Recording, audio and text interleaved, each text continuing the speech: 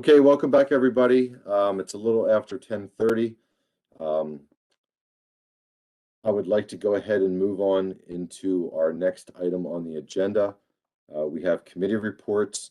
We're going to start with the SSC report, and then I'll turn to Adam for the research steering committee report after that. But first, we're going to have Dr. Paul Rago provide us a report on their meeting, the SSC meeting, May 11th and 12th. So Paul, if you're ready to go, the floor is yours. Okay, thank you, Mr. Chair. Assuming everybody can hear me okay? Yep, we hear you just fine. Okay, great. So the material I'll be presenting today is covered under tab 11 in the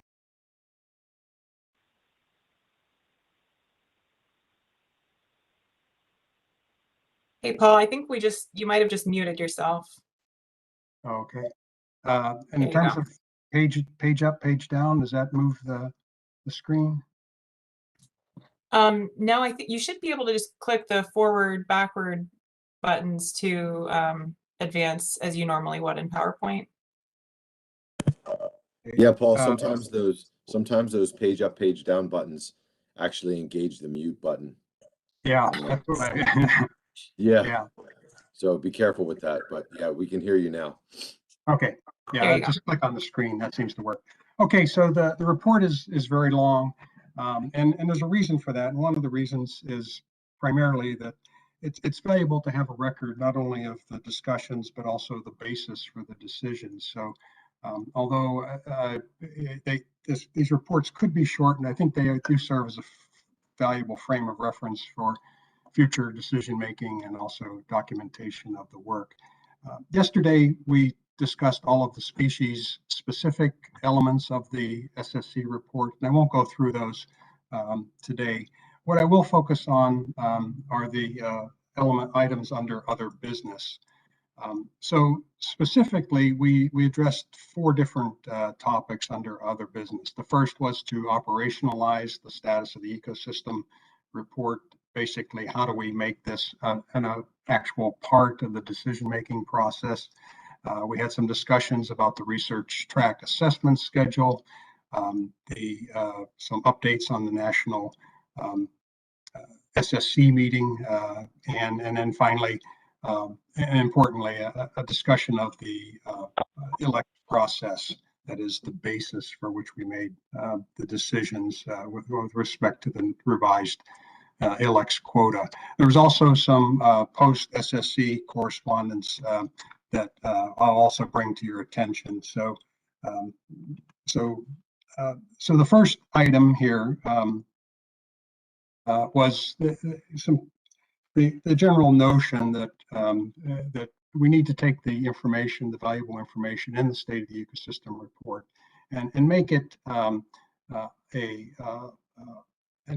aspect of these ABC determinations that is more than simply informational, but in fact it may move the needle in some cases to do that. So there was broad support for this at the council in April, and they approved the notion that it would be valuable to develop within the SSC a working group to identify information and to incorporate the State of the Ecosystem report in setting ABCs.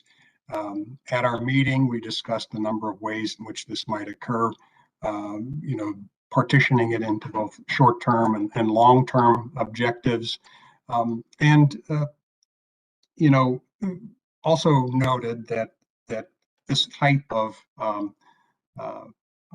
approach would also have some potential benefits for strategic planning by the council and their funding of research priorities. So that was, I think, a valuable contribution that could occur in the future and a perspective we will take. This could be similar to what's used in the Pacific Northwest, which has a report called Ecosystem and Socioeconomic Profile Reports. These do have some context for altering and potentially updating recommendations on ABCs. And there was, you know, a kind of a broad basis of interest within the SSC. So we did have some volunteers / victims available. Now, there are some cautionary notes, and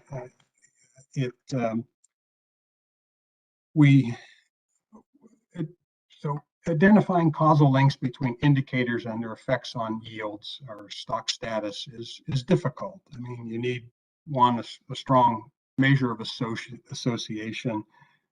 Those associations or the underlying factors need to be persistent, and they need to be predictive.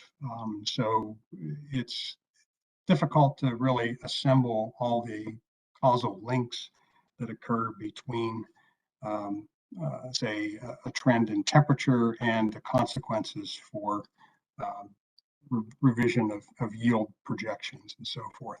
So, and then the other kind of underlying point, and this gets to the process of how the SSC typically operates, is to we modify an accepted OFL based on our evaluation of the uncertainty associated with that, and that is specified in terms of the P star value, the risk of overfishing, and level of uncertainty associated with the OFL.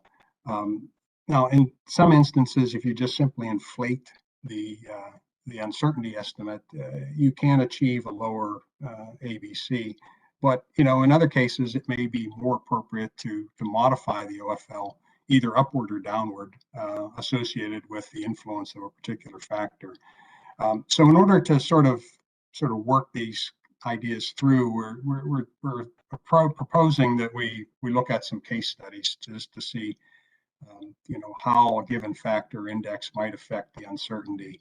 And then the other kind of key thing we did talk about was that if there is no explicit consideration of an ecosystem component, say it might be a management track assessment, for example, how do you superimpose the potential effects of another factor on top of the assessment? So, for example, a stock assessment will usually reflect the cumulative effects of changes in life history parameters. That could be, for example, reductions in average weight or delays in maturity and things of that sort. So some of the factors, the consequences of environmental change are baked into the reports, baked into the assessment.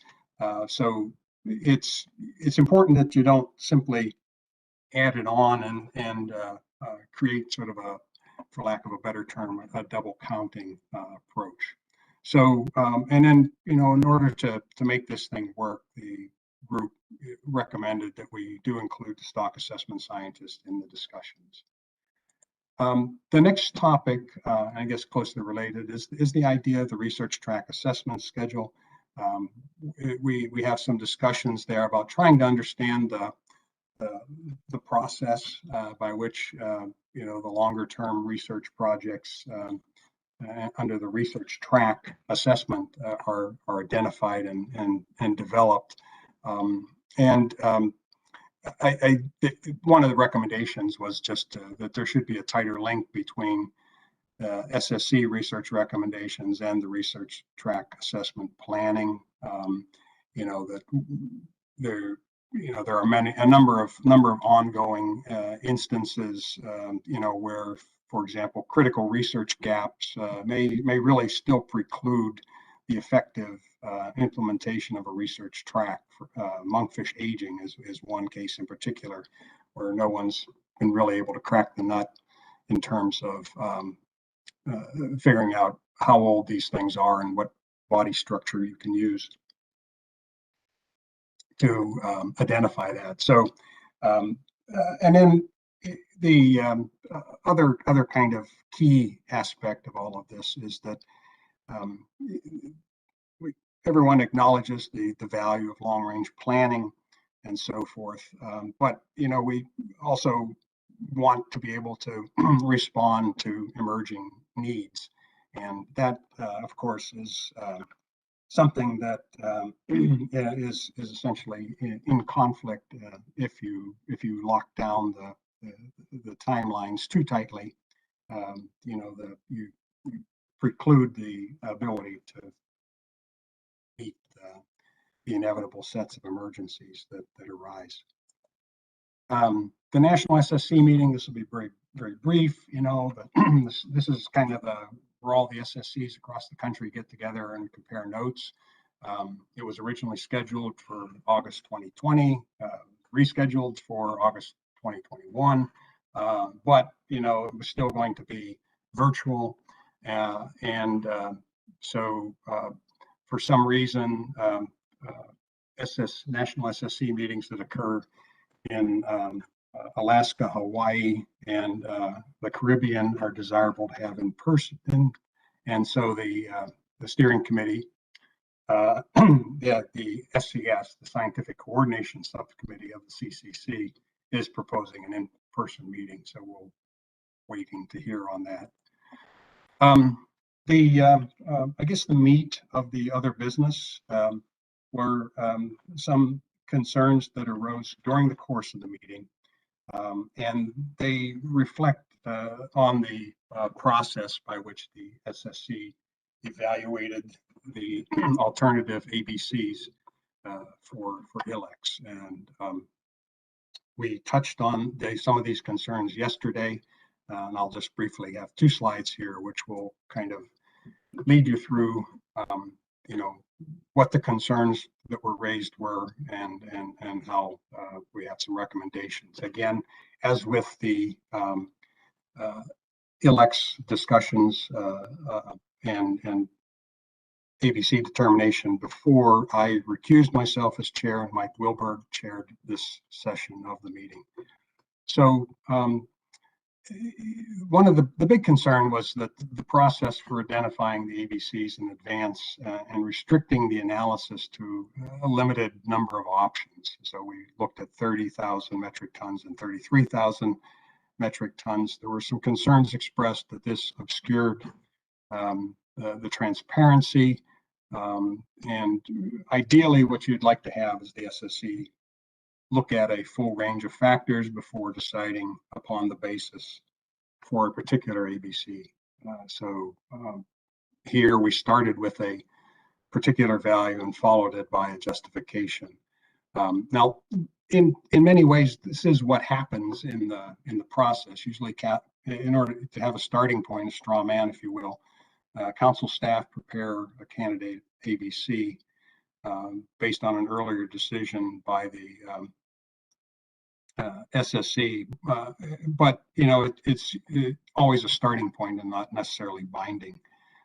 So it boiled down to we need to really make sure that we have complete transparency and therefore build trust in the derivation of the ABCs. So one option that was proposed would be have the SSC species lead. So for example, that might be Tom Miller in this case for ILEX, would make a specific recommendation to the SSC about the acceptable biological catch, and that in any event that the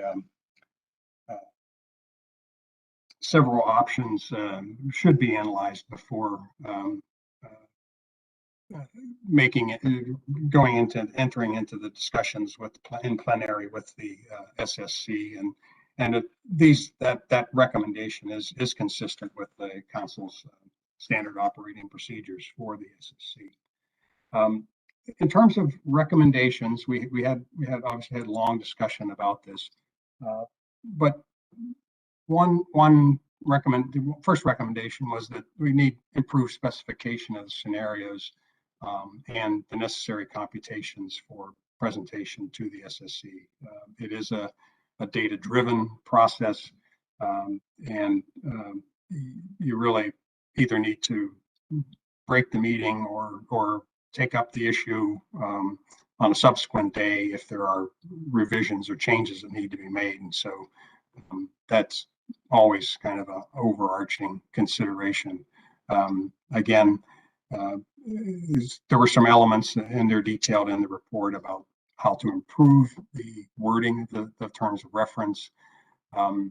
And just an overall need to clarify this process for how do we incorporate both staff and external recommendations, and really to establish some more stronger boundaries on what the SSC is allowed to do. We don't want to create a situation in which everyone's a cowboy, for example, or everyone is so constrained that there are no options available. So striking a balance between those options. And in part, most of these concerns are related to data poor species for which we don't have a functioning stock assessment. I think the process that we have developed has been evolving and is robust to some of these concerns, because the OFLCV approach, which the council has approved, is working reasonably well, and we're always trying to improve it as we move along. Another part, and obviously one of the issues that arose and this was brought up during the meeting, and there was a comment to the fact that why isn't there a list of certainties? And it's a valid point. This was followed up by a letter from Greg DiDomenico on behalf of the industry, and copies to council leadership and some of the SSC members. We followed that up on June 1st. I responded to the original distribution list and some members of council, and that and then subsequently distributed the entire exchange with the SSC and so forth. That exchange is now part of the council record. The links are listed below there. I'll leave this on the screen for a few minutes so you can copy those down and go to the links, or if you're more efficient, just go to the council webpage and it'll be under tab 11. So the basic outline of the response was several fold. There was a little bit of discussion about sort of the philosophical underpinnings of uncertainty and why we tend to focus on it. It was addressed in some detail, and basically the report, or the response to industry, and again, this was my response, it was not the response of the SSC, but I did draw heavily upon some of the key points that were made in the SSC report. And I hate referring to myself in third person here, but from the Manderson and Rago presentations, we did note that there's relatively small overlap between the fishery and the habitat areas, that the fisheries are driven primarily by interannual fluctuations in availability. And we don't think that those necessarily are stock size related. That there was a suite of modeling approaches used for using the current information in both the fall and spring surveys, the realized catches, and the vessel monitoring system data, and they all point to high stock size, low fishing mortality, and a high post-fishery escapement under the realized catches and under hypothetical catches that were evaluated. There's also, I think, a fair amount of inclusion of input from harvesters. There's a survey, that more formal survey of inputs that were, I think, instrumental in terms of advancing not only the work that was done in support of the SSC recommendations, but also are incorporated as part of the of the research track assessment. Some of the key science questions, there were 3 of them that were followed up in the letter from industry, were related to,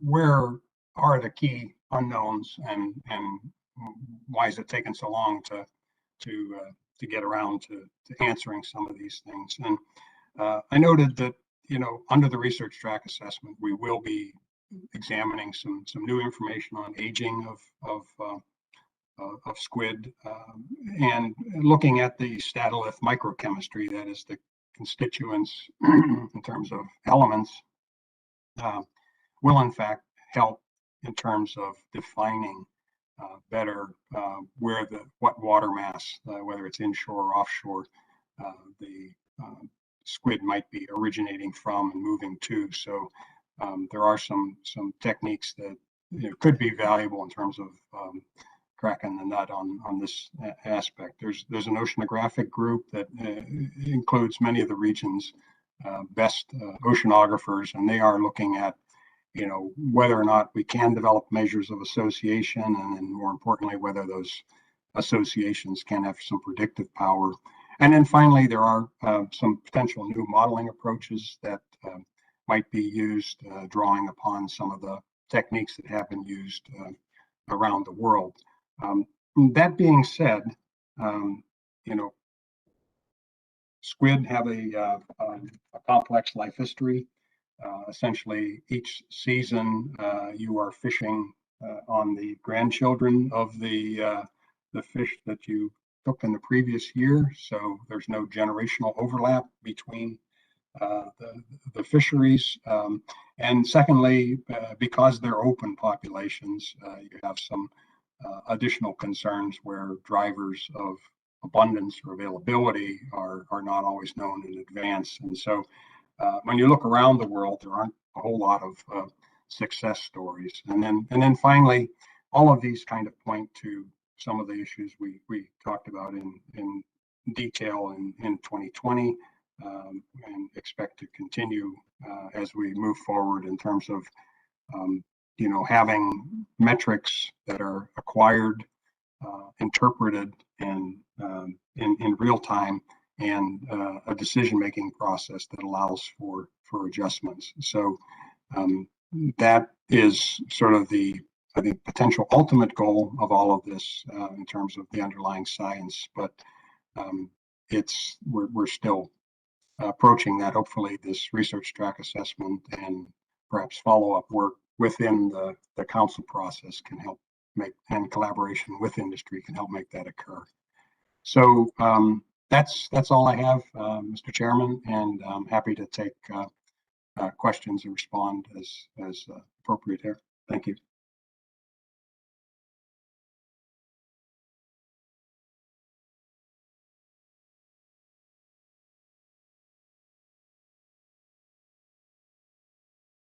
I'm not hearing Paul, anything. Okay. No, go ahead, Paul. Oh no, that's okay. No, I haven't figured out how to back up on my slides here, so but anyhow, thank you. I'm all set. Thank you. Yeah, good. Okay. Yeah, I just had to step away from my computer for like 2 seconds, and of course, the 2 seconds I stepped away was when you wrapped up. So yeah, well, I'm unpredictable that way. You might think was going to go on for another hour. No, it's good that my dog was outside barking, and I had to go open the slider so she could come in. So thanks for your report. A lot of good information. Let me see if there's anybody from the council that has any questions they want to ask of Paul. Peter Defer, I've got your hand up first. Yeah, and thank you, Mr. Chairman. I don't know who this question is for. Probably you, Chris, and Paul all at once or in sequence, and that has to do with the SSC giving consideration to the recreational reform effort that we're undertaking now. Paul, you provided some very nice information the other day and sent it around electronically, but don't we need to provide a specific charge, whether it's in terms of reference or some other form, to the SSC if we want them to specifically take up the rec reform initiative in some fashion or form? Yes, that's my understanding, but I would let people more familiar with the process define it more clearly. Mr. Chairman and Chris? Let me go to Chris.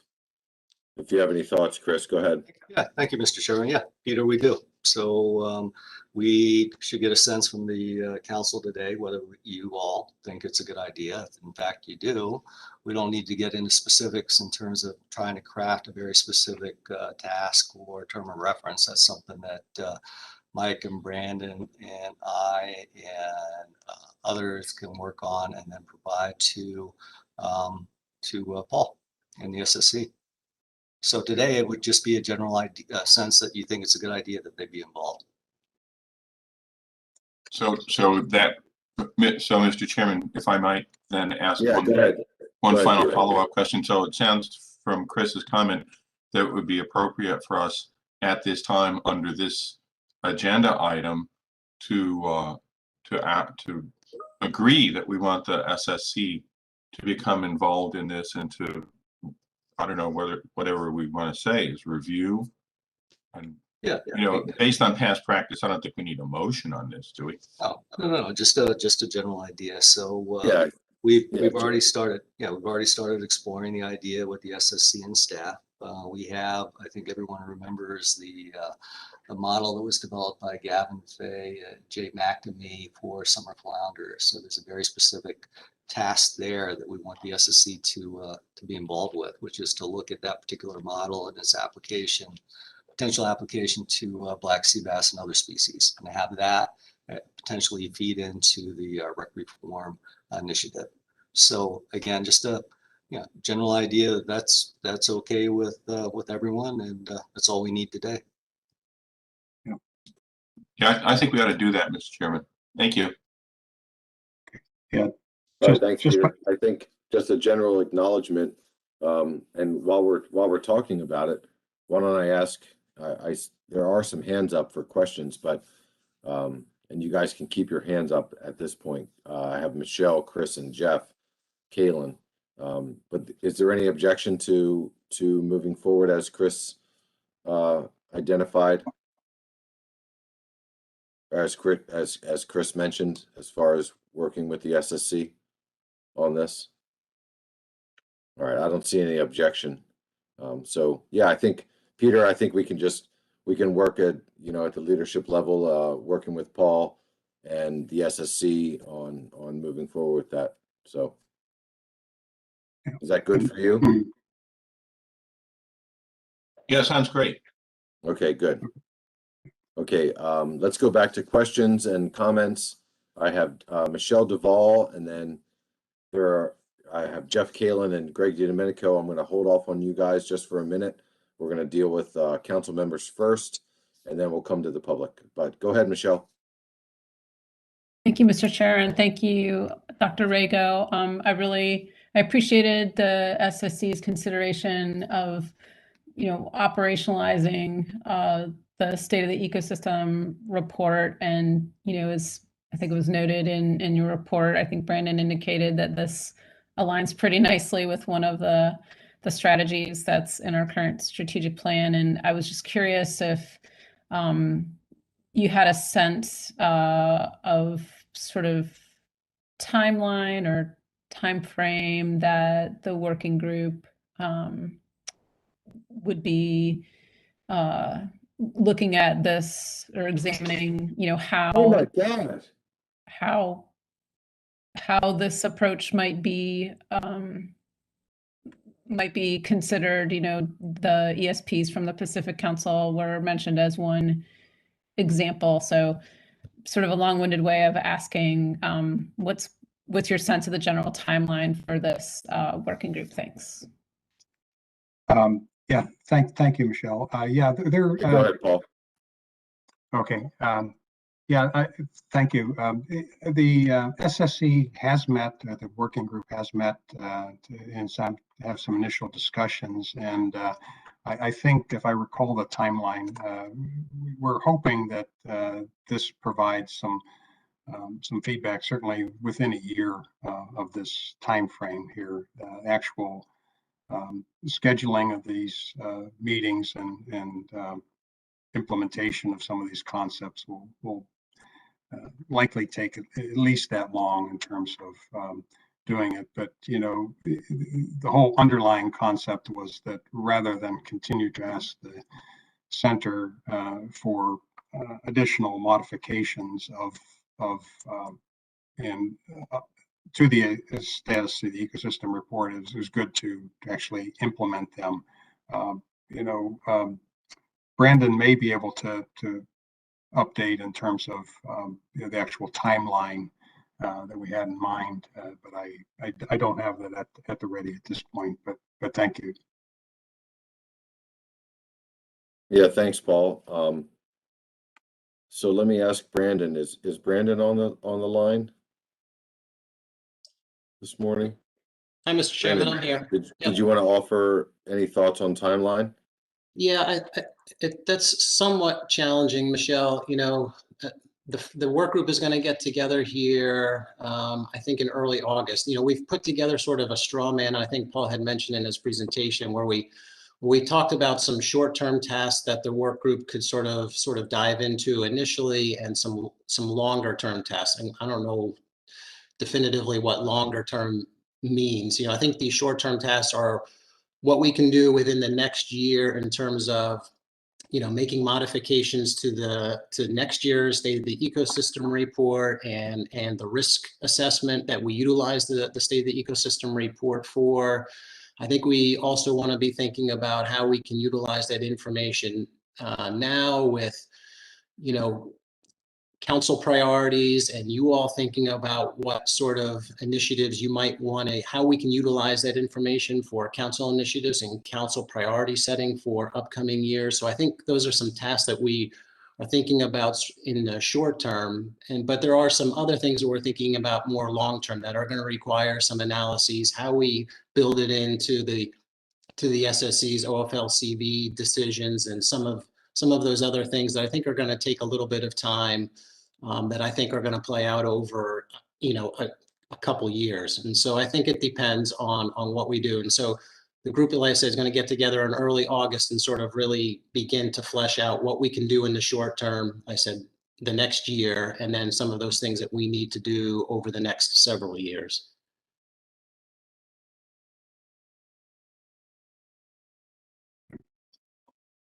Thank you, All Brandon. right, thanks, Brandon. I appreciate that. Let me go next to Adam Nowalski and then Jeff Kalen. I see your hand. I'll come to you in just a minute, but let's start with Adam. Thank you very much. Thank you for the report. We've had the issue of something coming up before the SSC, but it not having been explicitly stated in the TORs.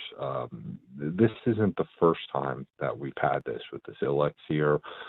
We've had it with averaging of ABCs over multiple years. There's been some other items that have come up in the past.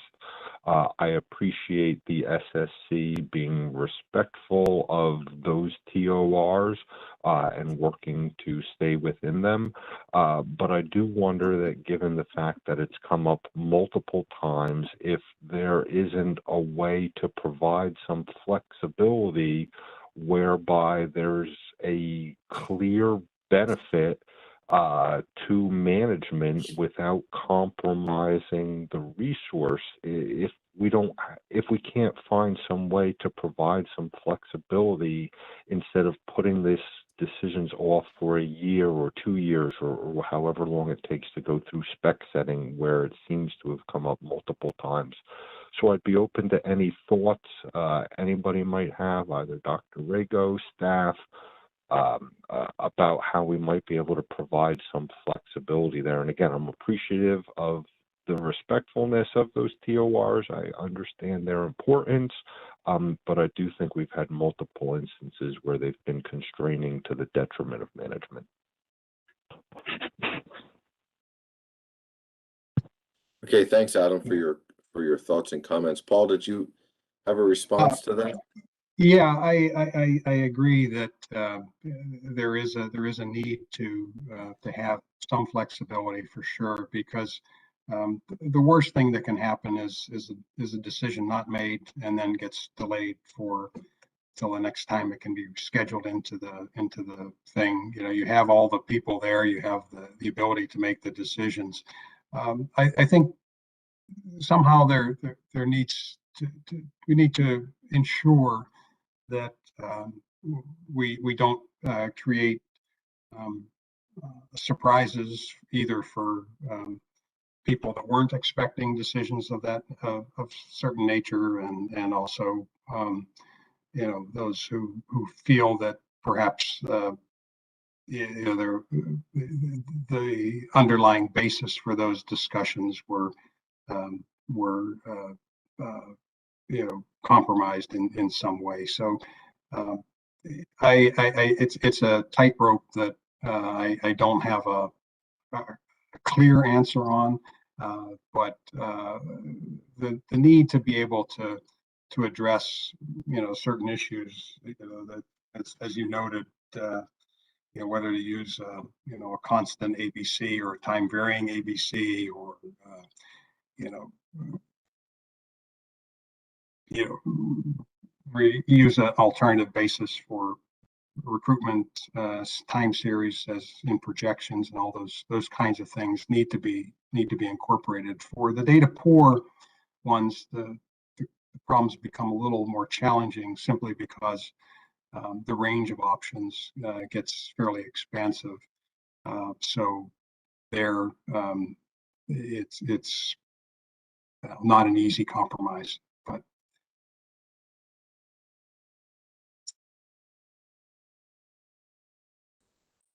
All right, thanks, Paul. I appreciate that. Adam, did you have a follow-up? I see your hands back up. So what could we do moving forward? Is it something that we could just ask the SSC and staff to give some thought to?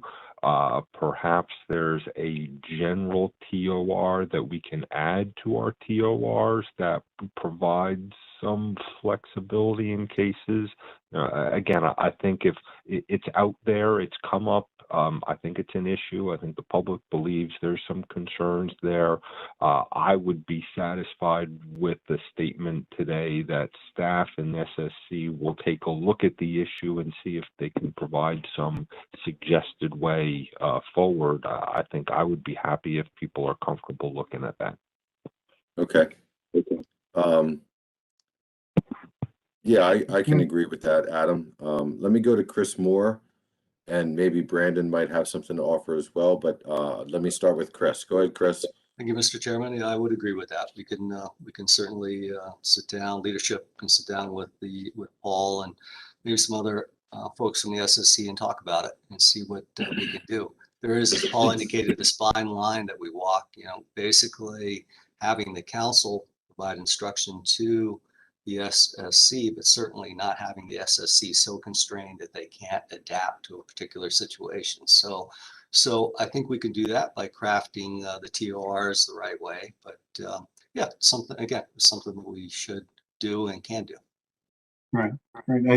And just to add to that, I mean, I think things could be added, and as long as the decisions are made on the basis of the scientific evidence and the data, then I think, you know, it certainly opens up the scope.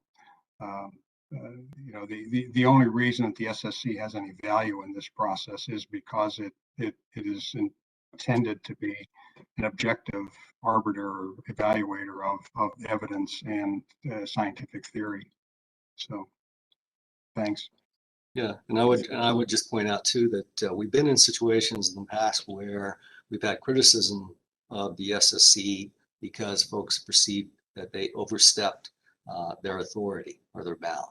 So again, there's this fine line basically to make sure we stay on it. And again, it's something that Paul and I and others can explore. Yeah. Okay, Chris. Yeah, thanks, Paul and Chris, for that. Adam, does that address your issue?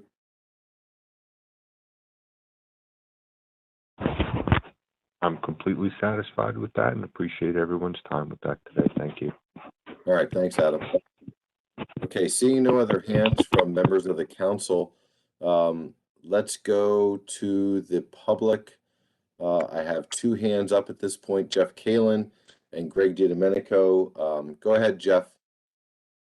Thank you, Mr. Chairman and council. Briefly, I really appreciate the discussion on the terms of reference. I know there were a lot of questions about the TORs for ILEX and the assessment update. I didn't say anything yesterday. I just wanted to thank Paul and the council for making sure Paul could stay engaged, in that ILEX assessment work group and so forth. I understand there was a contract involved that gave him time to do his work, and we really appreciate having Paul in that position, and appreciate the council's support for the excellent work that he does and that the SSC does.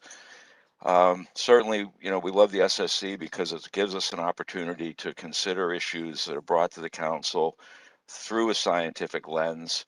And not a council member anymore, but I do appreciate Mr. Defer's question to the council about whether you could consider tasking the SSC relative to the recreational reform amendment. And I would like to ask today whether or not we could do the same thing for the thread herring proposal that we discussed very briefly yesterday. I didn't have much of a chance to speak, and I'm not planning on doing that now. There were three scientific papers that were historical, one in 73, one in 94, and a more current one in 2019 that I think tracks sort of an emerging species sort of an approach. So I just wanted to ask, congratulate Paul. I know this is not a question for Paul, but maybe one more for Chris and Brandon about whether or not we could look forward to talking about the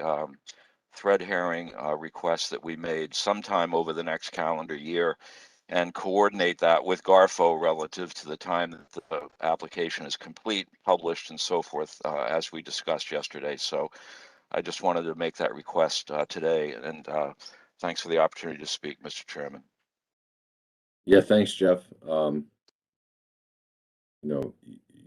Your comments are always welcomed. Thanks for being part of the discussion. I'm going to go to Chris Moore, who put his hand up.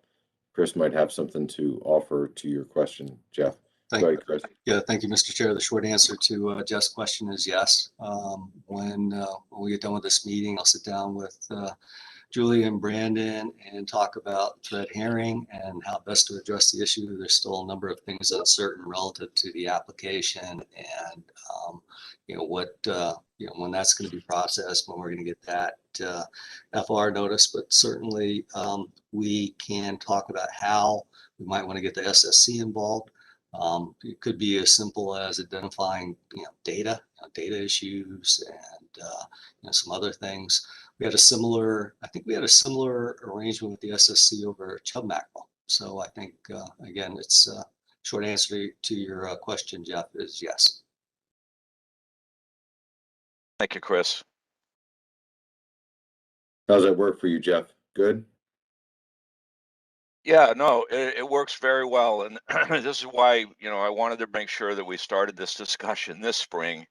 And that's an excellent response, and I look forward to working with Julie and everybody else towards that end, including Mr. Pentney. So, and Allie Pitts too, who I don't think's on right now, but she's been a great help. So yes, thanks very much. I'll Okay. stop there. Okay, great, Jeff. Thanks for bringing it up. Next, I have Greg DiDomenico. Go ahead, Greg. Thank you, Mr. Chairman. Just try to make some brief comments and some quick questions to Paul. In many ways, I'll be speaking on behalf of the 4 or 5 processors who signed on to our email that you were kind enough to respond to, Paul. I wanted to mention a few things. So is it possible, Paul, or does it need to be explicitly stated? Can we start to list sources of certainty instead of accentuating the negative? Is it possible that we can articulate and comprehend the positive news about a particular stock? Can that be done? Yeah, thank you, Greg. Yeah, I think in one sense, the reports do have some symmetry in them, in the sense that, you know, a particular decision is made, and prior to that, the factors leading up to that decision are identified, discussed, and enumerated. And so, you know, there is a particular sequence in the typical report that does have that kind of of conceptual framework associated with it. In general, of course, the objective of science is to continue to reduce that set of uncertainty associated with any particular phenomena or theory and so forth. So, you know, that has, you know, basically historically been the case of summarizing information in terms of here are a list of things that we still don't know, and you know, need to be addressed. And as I noted in my response, they oftentimes form the basis for specific research recommendations. In terms of assembling a bulletized, if you will, list of sources of certainty, you know, maybe you know, you know, scientists should, but not always, avoid hubris, and so things that are certain are often subject to you know, contradiction by data.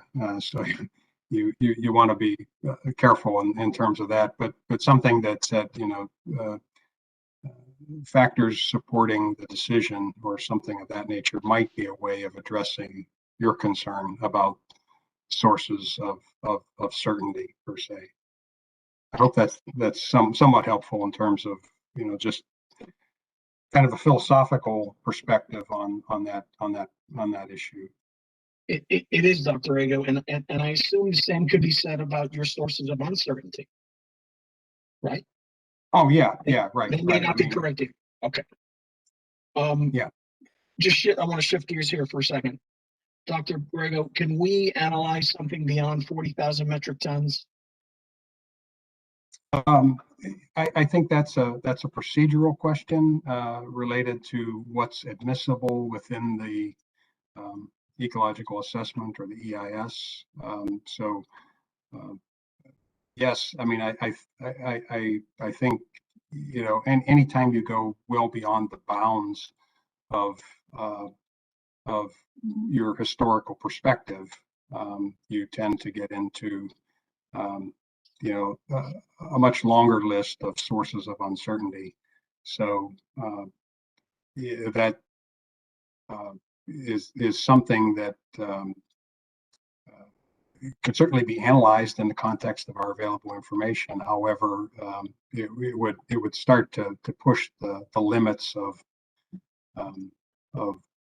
you know, how comfortable people were extrapolating, you know, 10 standard deviations about the mean there. So Understood, and I don't want to make comparison to other fisheries, but we'll leave that for another time. Sure. Also, could you please explain why the assessment is delayed beyond November? And before you answer that, I honestly think we should move ahead with a November finished product.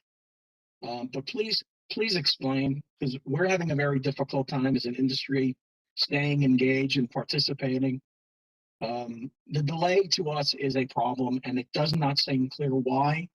And it's hard not to look at the transition, Paul, Dr. Rego, between the old way we did assessments and the new way we did assessments. It's become, that transition now is not going very well. I think it's been done poorly. And so there's a delay, and I really would like to know the reason why, because I don't want it to continue to happen. Yeah. Well, I certainly can't elaborate upon all of the underlying basis for it. However, the NRCC did have a discussion at its last meeting about why or what is the basis for the delay, and as I noted, at least one of the factors is associated with the information related to the aging and statolith microchemistry information. That was the individual who was responsible for that was a lot of the COVID immigration issues and so forth really compromised that person coming on board. So that was one factor in the delay. The other one, as you're aware, there have been some issues in terms of procedural details related to data sharing and so forth, confidentiality, access to computer systems. Those kinds of concerns are not trivial and end up being procedurally issues that kind of delay progress. So that I think the potential that is gained by having some of this newer research incorporated into the assessment and some of the lags in terms of the working group activities per se are sort of underlying that proposal to delay the assessment. So I see both Jason and John John Hare have raised their hands, so I think they can more fully comment on some of the points that I have raised. So Yeah, thanks, Paul. I can certainly go to Jason and John. But if there's discussions that need to happen outside of this meeting, I know that you'd be willing to have those conversations. I'm trying to stick to our agenda a little bit here. We don't have a whole lot of time left. Mr. Chairman, I have more to say on please. Yeah, go ahead, Greg. Just try to keep it brief and to the point if you can. I'm doing my best. Go ahead. Dr. Rego, one of our biggest concerns, and perhaps you can shed some light on this egg per recruit model that we sort of waited for and sort of delayed the assessment. Why did it fail in 2006, and why are we pursuing it again? Well, there's a variety of issues at hand on that particular model, and one of it was that at the time there wasn't a lot of data associated with its actual implementation. There were only a couple years worth of aging data, or 1 year of aging data. There was it wasn't fit to a whole lot of years in the time series. So they felt that it was sort of a nice starting point, but insufficient for moving forward.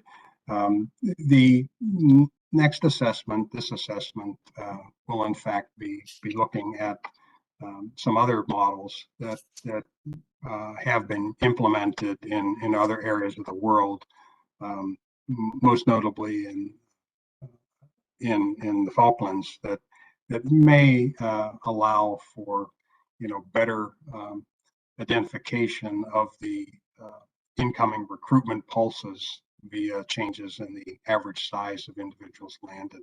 So the sort of open population modeling aspect is something that will be addressed. It could sort of supersede the actual utilization of the EPR model that was proposed in 2006, and it points to the larger issue, I think, in that if we have another assessment that sort of stalemates to some extent, that it will be a long time before it gets back on the track, on the research track assessment. So the downstream consequences of not completing the research track assessment or having a product that doesn't pass muster at the review level is going to be a big longer term problem we want to avoid if possible. Yeah, so do you see why we're a little skeptical about something that was discussed 15 years ago? Somehow is still ongoing and has delayed an assessment that's occurring right now. And I think, Paul, if I'm not mistaken, the egg per recruit model is going to take a lot of data and a lot of samples from the industry and some technical expertise that right now we've had to go outside of the US for. So that has us very concerned. And lastly, if I understand the egg per recruit model, it's dependent upon the relationship between age and maturity. And as you know, that's completely environmentally controlled. So it seems to me, after 15 years, perhaps this is not the best way forward. Again, not to mention that it's delayed this current assessment, not to mention that we're not sure that it's going to work, and it's going to require resources and technical expertise that right now we don't even have. Right. And this really calls into question of what we're doing. Right. Well, yeah, no, I think there's a couple points, but one is that the linkage between what's being done now and the egg per recruit model per se is not quite as tight as characterized there. That there are other approaches that ultimately might win the day, so to speak, in terms of this assessment. The sort of I guess critical issue is that we do want to get some context for the historical basis for stock size and its potential range. I think if that can be done through a peer review process, and we have some concept of the stock sizes between 200 to 400,000 metric tons, as an example, that opens the door for future quota evaluations that presently that door is kind of slammed shut because we don't have that historical basis. Going forward, that kind of historical basis may not be sufficient to actually set quotas in advance. Instances of low availability might entirely preclude harvesting levels at continuously high levels. Most of the fisheries around the world, the Falklands included, have huge wild changes in availability and catches between years. So those are also kind of underlying things to consider. But I think that the primary advantage that could accrue through the continuation of this process and seeing it through to completion is that we get a better historical perspective on the magnitude of the overall resource, and therefore have a context in which we can either make recommendations directly on quotas or appreciate the refinements that might be achieved through real-time management. So I'm trying to answer your question so that alleviate some of the concerns that might be there. I probably haven't hit on all of them. Yeah, I appreciate that, Paul. And thanks for the discussion between, Greg and Paul. I am going to stop this at this point. Greg, if you have additional questions, I suggest you reach out to Paul directly to have questions asked. We've spent a lot of time discussing this, and we do need to move on through our agenda this morning. So hopefully that's okay with everybody. It is 11:30. I think at this point I'm going to go to Adam Nowalski for a research steering committee report, and then we'll take like a 5-minute break before we jump into Chris Moore's executive director's report. So thanks again for the discussion on the SSC report, and but I'm going to turn to Adam at this point to walk through. Maybe Matt is going to be part of that as well, but I'll leave it up to Adam and Matt to figure out how it's going to work. Go ahead, Adam. Yeah, were you looking for the 5-minute or the 30-minute version, Mr. Chairman? The 5-minute version is probably best at this point. Okay, very good. Outstanding. Thank you very much. The Research Steering Committee met via webinar on Wednesday, June 2nd, 2021. That's the last I will read verbatim from the report. The report is up on the screen as well as included in the meeting materials. I'll jump down that of primary of interest is that we did decide on workshop dates. As the council will recall, we're going to proceed with 3 webinars focused on 3 areas about the research set-aside program, research funding and enforcement. Those dates are July 15th, August 31st, and October 14th, with a to-be scheduled in-person workshop tentatively planned for November. The top of the second page has a agenda. The goal for all of the 3 webinars is to follow the same basic agenda with regards to welcome and introduction, presentation and discussion from the Economic Working Group. I appreciate their input on this so far. Again, as I've tried to make clear before, is that they are providing information to us. It is the committee that's driving the workshops here, but their input's going to be very valuable. The Economic Working Group has committed to providing whatever information they've collected.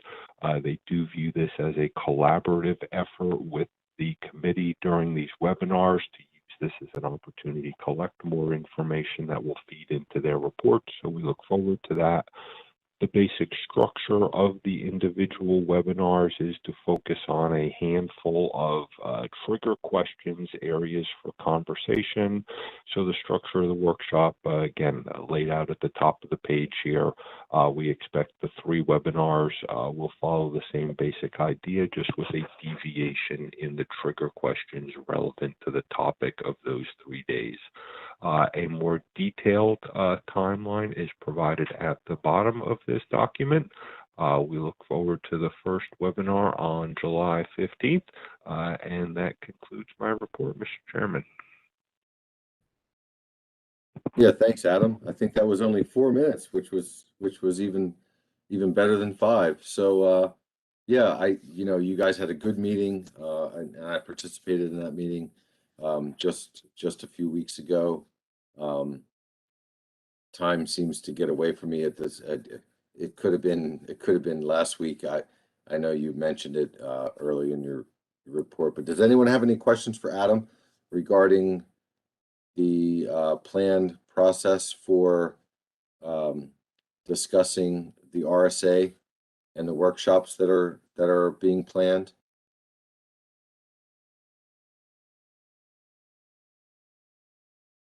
Somebody has to have a question.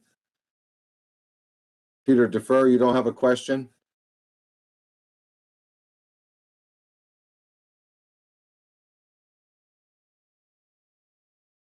I'm on the committee.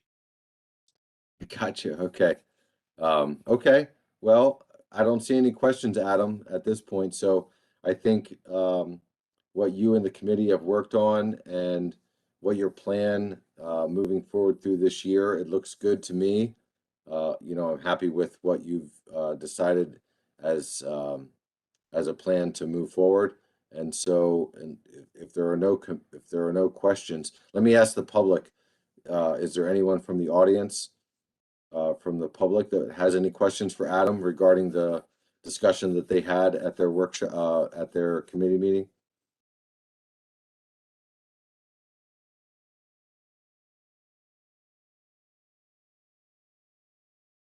Okay, I see no hands. Thank you, Adam, for your presentation. And I'll look forward to working with you and the rest of the members of the committee as we move forward with the workshops planned. So thank you very much for your report. You're welcome. Thanks for your attendance. Thanks to Matt for his efforts. Michelle as vice chair, all the committee members, and the SSC working group as well. Thank you. Yeah, great. Thank you. Thank you, Adam. Okay, that's going to move us into the executive director's report. What I'd like to do is take that report from Chris Moore, and then we'll take a quick break and then come back to the organizational reports before we do liaison reports as well. So, Chris, you mentioned that you didn't have a ton of stuff for us, but some important stuff, some important things to discuss. So I'm going to turn to you now, Chris, for your ED report. Thank you, Mr. Chairman. There are a number of items behind tab 12. I won't go over all of them in depth or at length, but certainly want to highlight a few things that I think council would be interested in. If you take a look at, and Mary's going to help me by scrolling through the documents. So if you take a look at the first document, the 2021 Plan Council meeting topics, note our meeting in August, scheduled for August 9th through 12th. That will be a virtual hybrid in-person meeting in Philly. So I'm excited about that. We have already started planning for the meeting in terms of dealing with logistics and some other things that we have to work through. But busy agenda. Like any other August meeting, we're going to be meeting with the board, both the Summer Planners Cut Black Sea Bass as well as the Bluefish boards. We will have an update of the Recreational Reform Initiative, so we'll also have the potentially have policy board there. So a lot to do. Again, in-person meeting. The idea at this point is that we'll start the meeting on the 9th, and on the evening of the 10th, we'll have some sort of award acknowledgement ceremony. We have a backlog of a number of awards and things that we haven't done over the last couple of years because of COVID that we hope to address and deal with at this meeting. So that's the long and the short of the August meeting. The one thing to note, one of the changes there in blue is that we are having our joint council SSC meeting in August instead of October. We think that's better in terms of planning and timing for potential input of the SSC into our 2022 implementation plan, which is something that we discussed in October. So last but not least, at our meeting in August, you'll have an opportunity to meet our new administrative support specialist. We had over 35 applications for that position, And I hope to make a decision on that particular person over the next couple weeks. So that's very quick about our August meeting. You want me just to go through everything, Mr. Chair? Or do you want to stop here to address any questions? Yeah, I mean, typically we kind of stop in between the different topics for questions. Okay. So, questions. yeah, I think we can stop here for questions. Go ahead, Adam.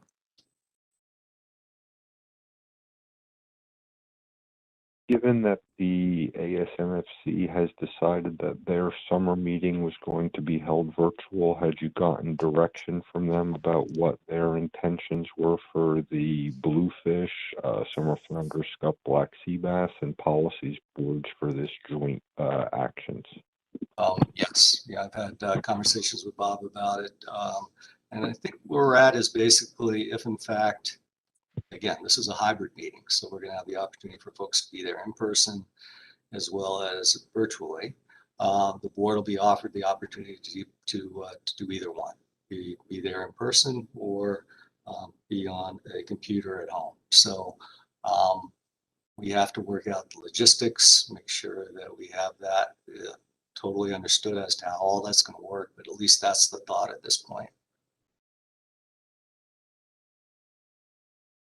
All right, thanks, Chris. Adam, does that address your question? Yes, thank you very much. All right, great. All right, thanks. Anyone else have any questions for Chris regarding the August meeting? You know, I think as we, Chris and I have been talking about this a lot over the last few months. As we go into August and then later into the fall and to the winter, as things expand, we hope that as many council members that can and are willing to would participate in person. But we certainly understand that for some people, you may not be willing to do that at this point, and that's fine. We're going to have the virtual option as well. So, but I'm looking forward to seeing all of you sometime soon. It's been a really long time since I've seen many of you, and some people I haven't even met yet. As far as our new council members from last August. So I really look forward to spending some time with you and seeing everybody. And it's just it's a good thing, and I'm looking forward to it. So I'll stop there, Chris. If you want to move forward, I don't see any other hands at this point. Thank you, Mr. Chair. So continuing behind that tab, there's a couple of documents. Here's another look at council meeting topics at a glance. Take a look at that. I'm certainly not going to read that to you. Then the reference documents that I always refer to as important documents for the council to look at in case there's any questions from the public about what we're doing. This is status of council actions under development. And then another one, timeline and status of actions and amendments, frameworks under review. And then another one, timeline related to upcoming specifications. So that's pretty straightforward. May was a busy month for us. We had a spring NRCC meeting. There's the agenda. Certainly take a look at that agenda. If you have any questions for me, I'd be glad to address them today. If you haven't had a chance to look at it, or if you have questions later, certainly just reach out to me, call me or send me an email. I'll be glad to respond. We spent a lot of time at that meeting talking about stock assessments. And so you can see the reference there in terms of our stock assessment schedule. We also had agenda items related to wind and data and climate. And one of the updates that we had as well was related to scenario planning. So Tyler provided an update to us on that. The next item on the tab is the agenda for the Council Coordination Committee meeting. This is here for you to look at. Very busy, several days. One item to note is buried in there. It's hard to see it, but one of the things that we discussed was Executive Order 14008. And one of the important things that happened was that our very own Eric Reed was elected as the chairman of the Area-Based Management CCC work group. So congratulations, Eric. The work group is going to focus on developing a common understanding among the councils of area-based management measures. And it's also going to help us coordinate with NOAA to achieve the goals set forth in that Executive Order 14008, specifically the part that refers to the 30 by 30 initiative, as well as anything related to the climate change task force. I'll stop there. Any questions?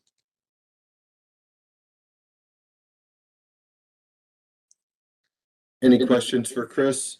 I see Eric Reed and Peter Defer. Let me go to Eric first. Go ahead, Eric.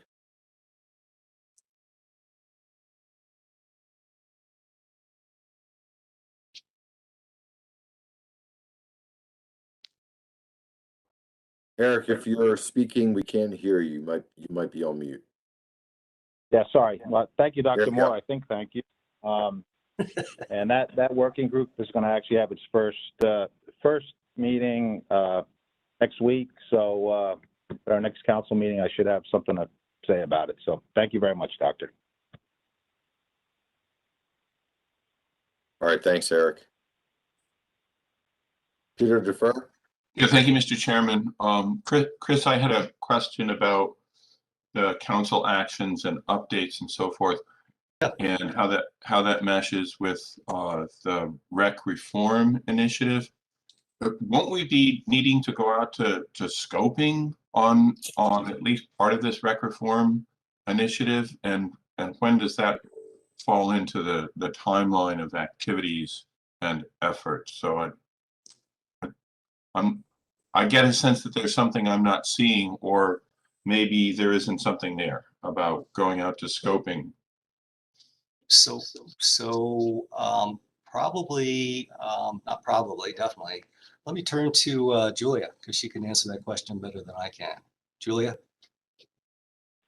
Hello. So you'll remember there's the 3 bins of the rec reform topics. Some of them. Yes. So we're focusing on the harvest control rule right now, and that is in the framework and addendum bin, and we don't typically do like the typical scoping for frameworks, but we were envisioning that we would do some sort of stakeholder outreach and getting input from stakeholders. The current schedule says this fall as just an idea to get input on the harvest control rule. But we weren't intending to do like this typical scoping process where we go out at the beginning of an amendment and say, everything's on the table, tell us what you think we should do related to this topic. We were going to try to be more focused on the harvest control rule side of things. And again, currently planning to do that in the fall sometime, but that's, dates could change. Follow up. So is that in part due to the progress of discussion and development, or related to COVID restrictions, or both, or workload of staff, or all of these and something else? Because it's going to be, I mean, if we have anything that's going to be an amendment, that's going to be a 2-year process. And if we don't go out to the public and get some sort of discussion and input, at least as you described, then aren't we shorting our public? Yeah, I can look at that. Where to start? So for the harvest control rule, like I said, we were planning to get stakeholder input on that, not the typical type of scoping. And the reason we wanted to wait till later in the year was, first of all, because we wanted to have the idea more fully filled out and be able to get more specific feedback in terms of things like what are the management measures that could be in the different bins. And we need to do more work to figure out what might the process look like. Is it even going to work? And what management measures might be associated with each step? Because what we have right now, what we talked about on Tuesday, was kind of like the structure of the concept, but we're not at the point where we can take that structure and put specific management measures on it, or even really say, like, we would have to be whatever level of restrictive at each step. So I don't know that it would be really helpful to take just the concept out without being able to provide more specifics on what it would actually mean. I think it was really clear when we did scoping for the commercial recreational allocation amendment that a lot of recreational stakeholders, we give them this detailed presentation about the allocations, and they said, well, we don't really care about the allocations. We care about the minimum size limit or the bag limit or the season. So I think we need to be able to have a more concrete idea of what it would mean for things like the bag size and season before we take it out. And then also for all the other topics in rec reform, besides the harvest control rule, we really don't have staff time available to get much work done on any of those this year. The two things that are in the amendment bin, we've been thinking of those like those were a longer term priority for the council and board based on past feedback. So that's sector separation and recreational catch accounting. But just based on the current priorities and guidance that we've gotten from the council and policy board and the agency, we're really trying to focus just on the harvest control rule. And with everything else that we have going on, it would be really hard to get much done on the other topics and Hey, baby. Tracy, you're done. Okay, thank you. It's done. It's a nice salad for lunchy. Thank you, Mr. All right, Chairman. thanks, Peter. Yeah, thanks, Peter. Eric, your hand's still up. Did you have a follow-up? No, I don't, sorry. Okay, no worries. Let's go next to Dewey, and then I'll go to Kate after Dewey. Go ahead, Dewey. Yeah, given Julia's comments just now, and a little bit better understanding, I guess there is no amendment right now. Is this harvest control rule outside of a framework and amendment or anything? Is that my understanding? Yeah, let me ask Julia kind of where we stand with the harvest control rule. Julia, if you can offer some thoughts on that, that'd be helpful. Sure. So in order to like fully implement the concept, we need a framework, but there's some ongoing discussions about can we use it for 2022 or not? And it would not be possible to get all the way through a framework. We haven't even had framework meeting 1 yet. So it wouldn't be possible between now and 2022 to finish a framework and get it implemented. So there's been some discussions among staff and Garfo about like what flexibilities do we have to make a lot of progress on it and use some of it for 2022. And there might be some flexibilities there that I feel like it's, you know, Garfo has been thinking about that. Maybe they can weigh in, but it's still kind of, I think that to me, that's like part of the question is if we're going to use it for 2022 and how, but in order to like fully implement it as part of the FMP, we do need to do a framework and addendum. So follow up. So basically this is the time we're working on a concept or staff and outside entities is working on a concept, not a framework or amendment. It has nowhere gotten to that part yet. And I just, I don't know. This is not my concept of, I'll leave it at that. Thank you. Yeah, thanks, Dewey. And you know what I'd like to offer is that, you know, based on the discussion that we had, I guess that was yesterday, regarding recreation. Well, whatever day it was during this meeting week, we talked about recreational reform. I think it was on Tuesday. You know, Mike Penny put forth that not a motion, but a suggestion as to how we could start to develop this idea into the form of a framework. And it was accepted by the council at that time.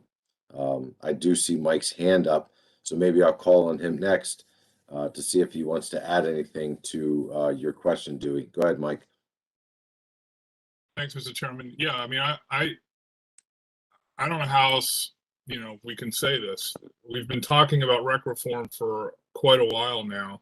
It's been quite a while since Julia put up a slide a number of meetings ago that showed 3 bins for rec reform. The first was a tech memo to look at some analytical options. The second was a framework adjustment that the council would adopt at some point or consider at some point.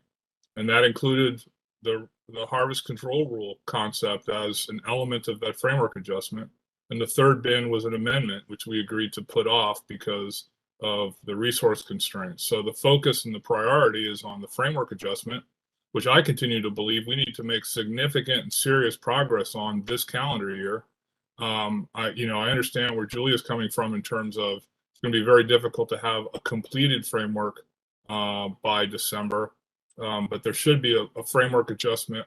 It's my hope, and certainly my staff are working towards this end, to have something relatively well developed as a framework adjustment package by the end of this calendar year. That's one of the reasons why I initially put forward my idea yesterday as a motion, as a way to really get things going for a framework adjustment. I mean, one of the first things you have to do in a framework adjustment is identify what the alternatives are. So that's what I was trying to do yesterday, is identify an alternative that would be considered part of that framework adjustment, with the expectation that additional alternatives would come forward through the process and at the August meeting. But I hope that we can come out of the August meeting with a fairly well-developed, skeleton for a framework document that staff would begin putting together for us to take a look at the October meeting.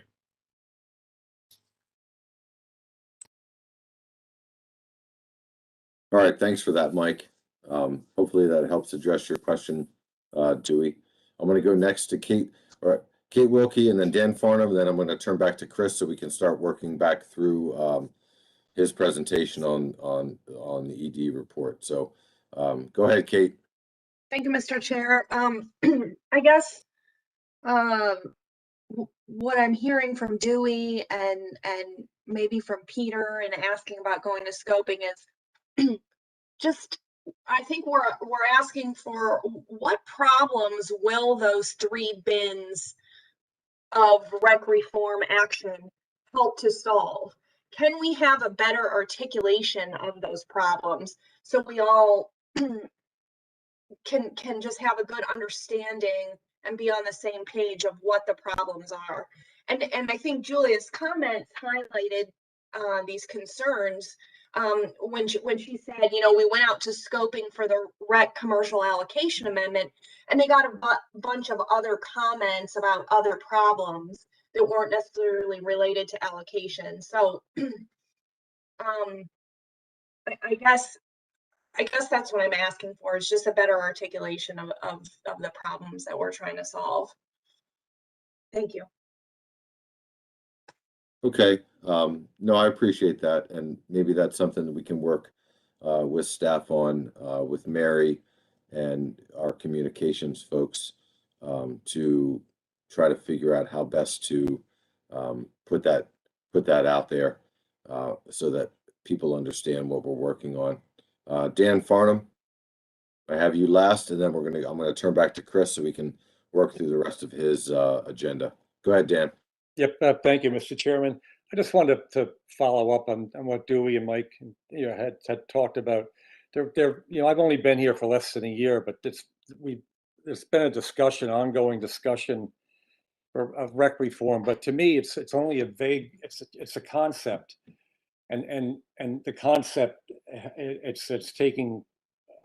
There's just a sense of frustration on my end that it's taking so long to move forward with it, to articulate, like Kate just said. I just want to follow up and agree with what everybody just said, that we have to, there should be a sense of urgency here to move forward with this, to take it beyond the concept level. That's all I wanted to say. Thank you. Yeah, no, I appreciate that, Dan. And, I think based on the conversation that we had just the other day, I think the regional office certainly sees this as something that's a high priority. The council sees it as a high priority, and it's just taken a little bit of time to kind of readjust. We have a lot of actions going on right now. After the MRIP estimates came out, and the recalibration of those estimates changed, allocations, and we have a lot of things working in parallel with one another. And but I think, I certainly see the recreational reform initiative as being a very high priority. I think I won't speak for Chris and staff, but I know Mike Penny believes that to be the case. I think, I've made the point to Chris and staff that this is something that we need to put at the top of our list. And so hopefully, Dan, you're going to see some action as it translates from that priority setting, hopefully here in the near future. So I hope that helps with your question. Yep, it did. Very good. Thank you, Mr. Chairman. Okay. All right, great. Thanks, Dan. All right, I'm going to go back to Chris. Let's try to rip through the last half of your report, Chris, and then we'll take questions at the end, if that's okay. Sounds good. Thank you, Mr. Chairman. Just back to the last topic, just quickly. Yes, in fact, Rec Reform Initiative is a high priority for us, for the council. We have been kicking around for over 3 years by having these informal working groups. We have a very focused FMAT working very hard now. They meet, I think, every couple weeks, and I think that we should expect to be able to look at something in August and make some decisions. The other part of it is the communications part of it. And again, very important that we communicate to the public what the heck's going on with this thing and what we hope to achieve. So I'll be working with Mary and staff to make sure that we enhance our communication of that particular topic. So moving to a different topic, whales. So there's a document behind the tab. It's a memo from Carson to me, basically updating us on the Atlantic large whale take reduction team discussions and what to expect this summer. Take a look at that when you get a chance. If you are interested, and you should be, take a look at that Atlantic large whale take reduction plan webpage that's linked to the bottom of that memo for some additional information. Next on me on the tab is something that I worried about, and now we have to address, and this relates to EBTRs. So basic background, our council got involved with EBTRs a while ago. The regulations went into effect in 2018, basically taking our paper EBTRs and making them electronic EBTRs.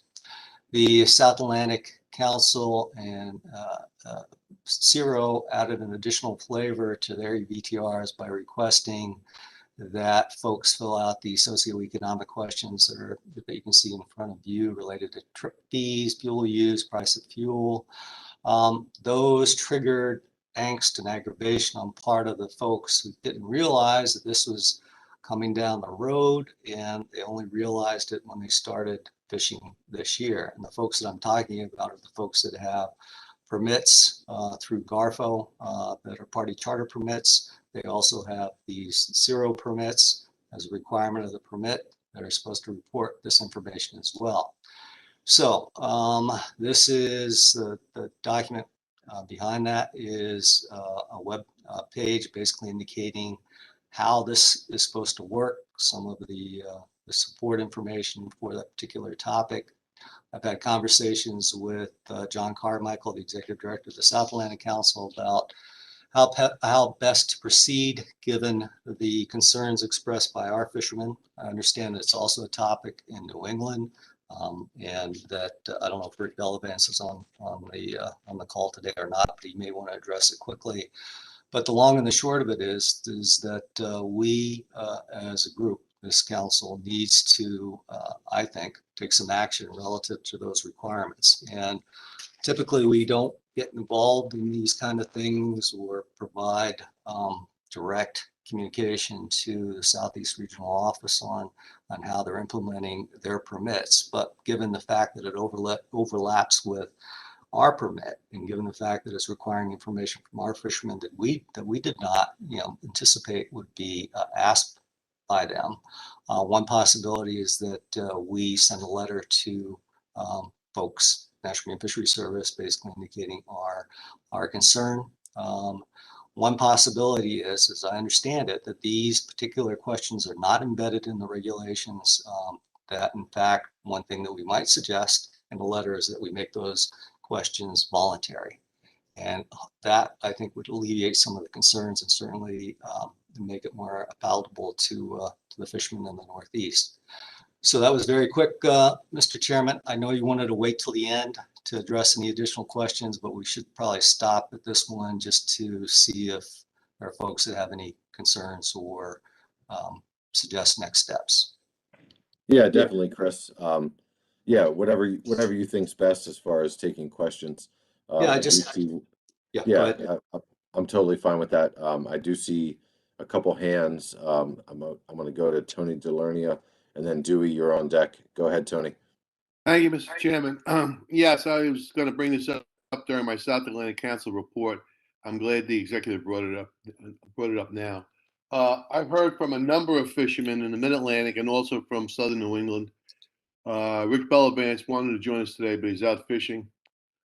Fishermen from his area, fishermen from my area, and also from down south, Virginia, North Carolina. They're all complaining. They're trying to understand why all this additional socioeconomic information is being required.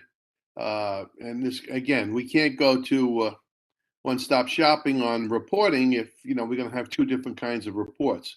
I'd like Dr. Moore's suggestion very much that we write to CIRO and ask them, or to the agency, and suggest that for vessels operating in the Mid-Atlantic and Southern New England region, or in the Garfield region, that information be voluntary. This way they have the ability to collect it if they want.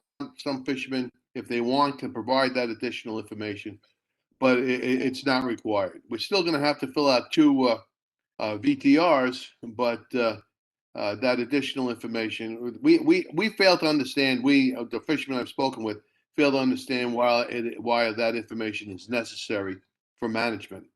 But the CIRO decided to include it on the VTR, and so for that reason, it's there. But I've heard a lot of pushback on it, and I see Dewey's on the line. He's got his hand up, and I also see that the South Atlantic Liaison, Ms. Beckwith, is on the line, has her hand up. So I'll defer to them. But I think, again, I'll close with saying I think Chris's idea for a letter suggesting the information be voluntary is a good one. Thank you. All right, thanks very much, Tony. Let's see what Dewey and Anna have to say. I'm going to start with Dewey, and then Anna, I'll come to you next. Go ahead, Dewey. Yeah, I agree with both the comments that Chris and Tony have made. Another thing I'd pointed out, that the responses I've got from fishermen asking about this is afraid of, somebody's just going to fill in. The data won't be very believable. Maybe somebody will just fill in the blank just to be filling it in. And another thing is they're asking, what's the purpose of this socioeconomic questions that are to be filled in? So maybe when we send the letter is, fishermen that I've talked to and outreach to is ask, what's the purpose of this extra questions that's been put on there? Thank you. Okay, yeah, Dewey, that's a good question. I don't have an answer for you on that. But let me go to Anna Beckwith. At this point, Anna, do you have something you want to offer? We had quite a bit of. Yes, can you hear me? Okay. Yep, we can hear you. You sound great. Thanks. Okay. Yeah, we had quite a bit of discussion when we were going through our amendment for our logbook, and I had voiced concerns, especially since our guys had not been accustomed to having VTRs or to report, that less was more, and the less you asked of them, the more accurate the information would be. And I had encouraged the sort of economic data to be a 10% sample or occasional, but not always mandatory. And some of the information that CIRO provided us at the time was that information is crucial for establishing the value of the charter industry and assessing what sort of downstream benefits they provide. I, having filled out the majority of my husband's logbooks for his charters, I agree that I think the information, if you're doing one kind of fishing, I do feel like I think you sort of put in information and you don't really go back and and change it very often until you switch the style of fishing that you're doing. So I have also shared very similar concerns that I think if it's always required, I think the information becomes less accurate.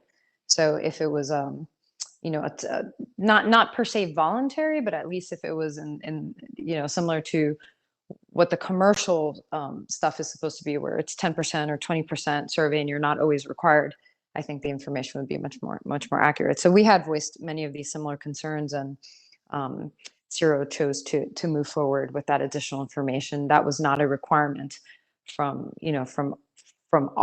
via our amendment for that logbook. Thank you. All right, thanks, Anna, for your thoughts on that.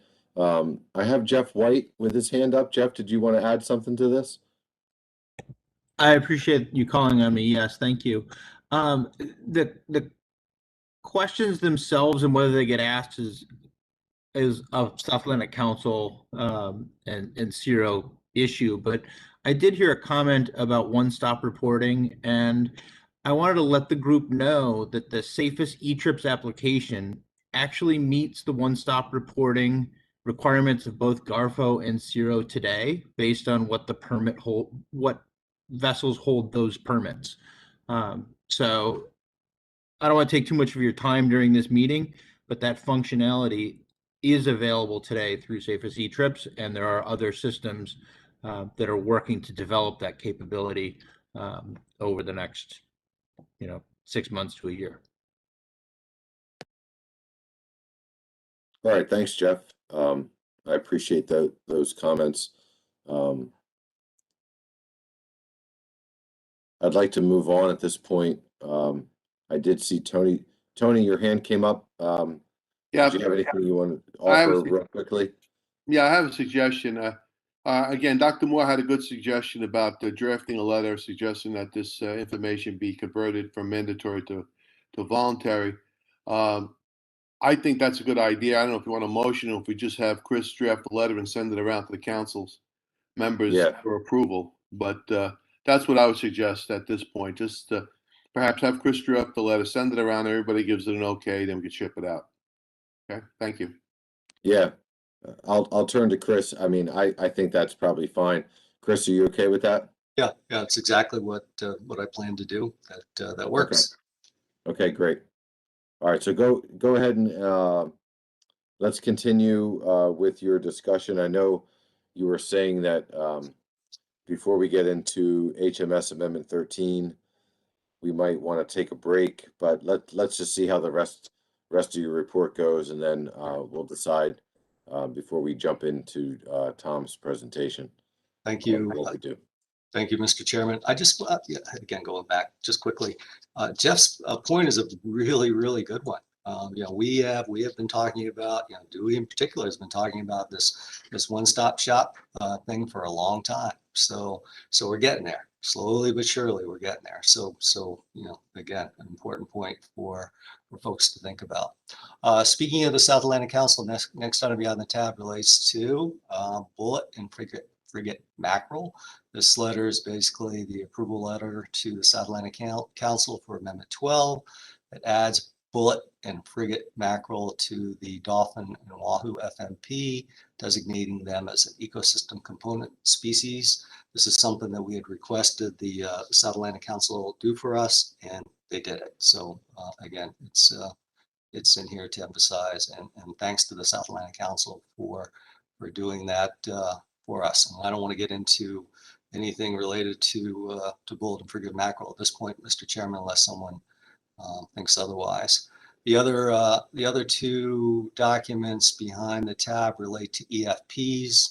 The first one relates to, and both of them are for surf clam, so they're included in the briefing book for folks to look at. I'm not going to read these to you, obviously.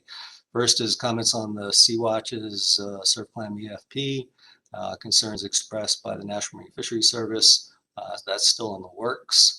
The second one relates to an EFP. I'm sorry, going back, that first letter was from the New England Council to the service, indicating that they had some problems with the Sea-Watch EFP, just to be clear.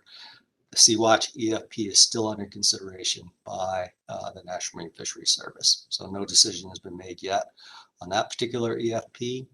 However, in the next one, there is another EFP that was submitted. This one has been rejected by the National Marine Fisheries Service for several reasons. You can read the reasons in the letter when you get a chance if you haven't read the letter yet.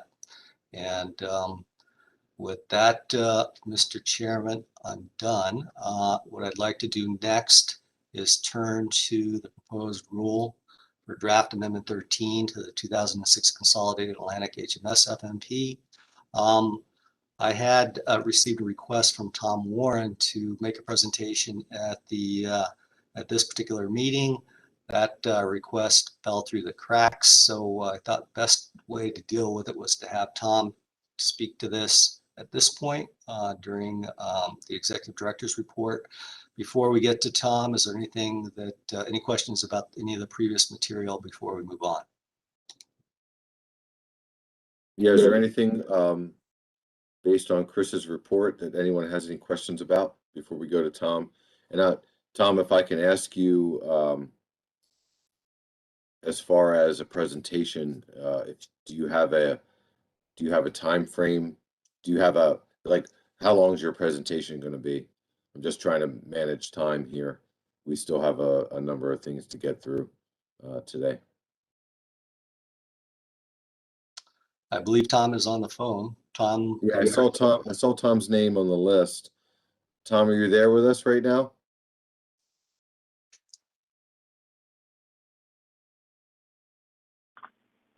It looks like Tom may be muted right now. Yeah, Tom, if you're listening, you're on mute.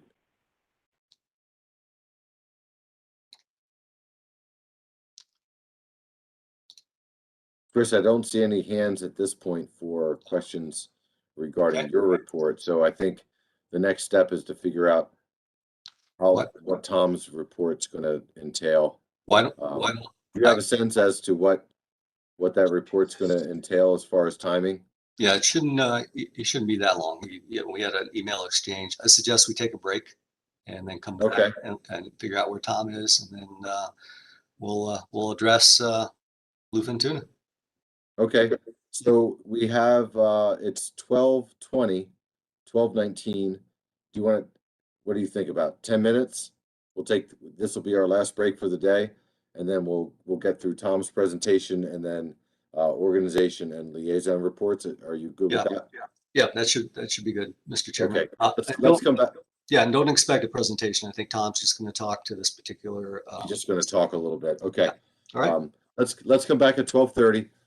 We'll pick up with Tom, and then we'll get through the rest of our reports and adjourn for the day. So we'll take 10 minutes at this point. Come back at 12:30. Thank you. Okay, welcome back, everybody.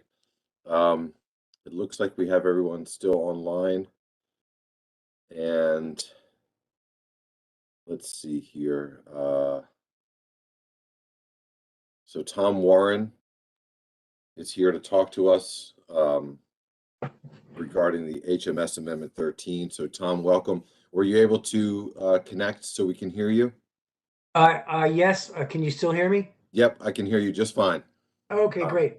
So I'm going to turn things over to you, and thanks for being here with us today, and the floor is yours. All right, and thank you for putting me on the agenda. I'm Tom Warren with the NOAA's HMS Highly Migratory Species Management Division, and I work out of the Gloucester office. We recently published an amendment to the Fishery Management Plan. The proposed rule published May 21st, and the comment period will end July 20. And the focus of this amendment and proposed measures is the bluefin tuna fishery. And specifically, it has three focal points: the pelagic longline fishery, which catches bluefin incidental; the purse seine fishery, which is a historic fishery that has been inactive; and then the directed hand gear fishery, the rod and reel and harpoon fishery that direct on bluefin, both commercial and recreational. And so the reasons why we propose these measures is that in the pelagic longline fishery, there is a individual bluefin quota program, a catch share program, and there's been suggested changes to the individual bluefin quota program from members of the fishery. And then NIMS published a 3-year formal review of this catch share program, which had some specific recommendations. The purse seine fishery, which receives a meaningful portion of the overall bluefin quota, has been totally inactive since 2015 and mostly inactive for a decade and a half. And so we're considering changes to that fishery. And then with respect to the directed fisheries for bluefin, the general category fishery, which is the commercial category, has had increased interest in the method of allocation of that fishery and associated rules. And this comes in the context of increase in catch and of bluefin and increasing number of permits. So briefly, the management measures that we're proposing are for the pelagic longline fishery, that we modify the method of determining the individual quota shares.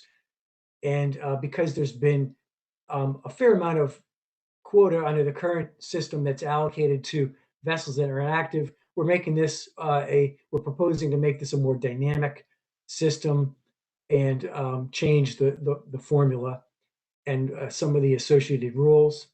We're proposing a cap on the amount of shares.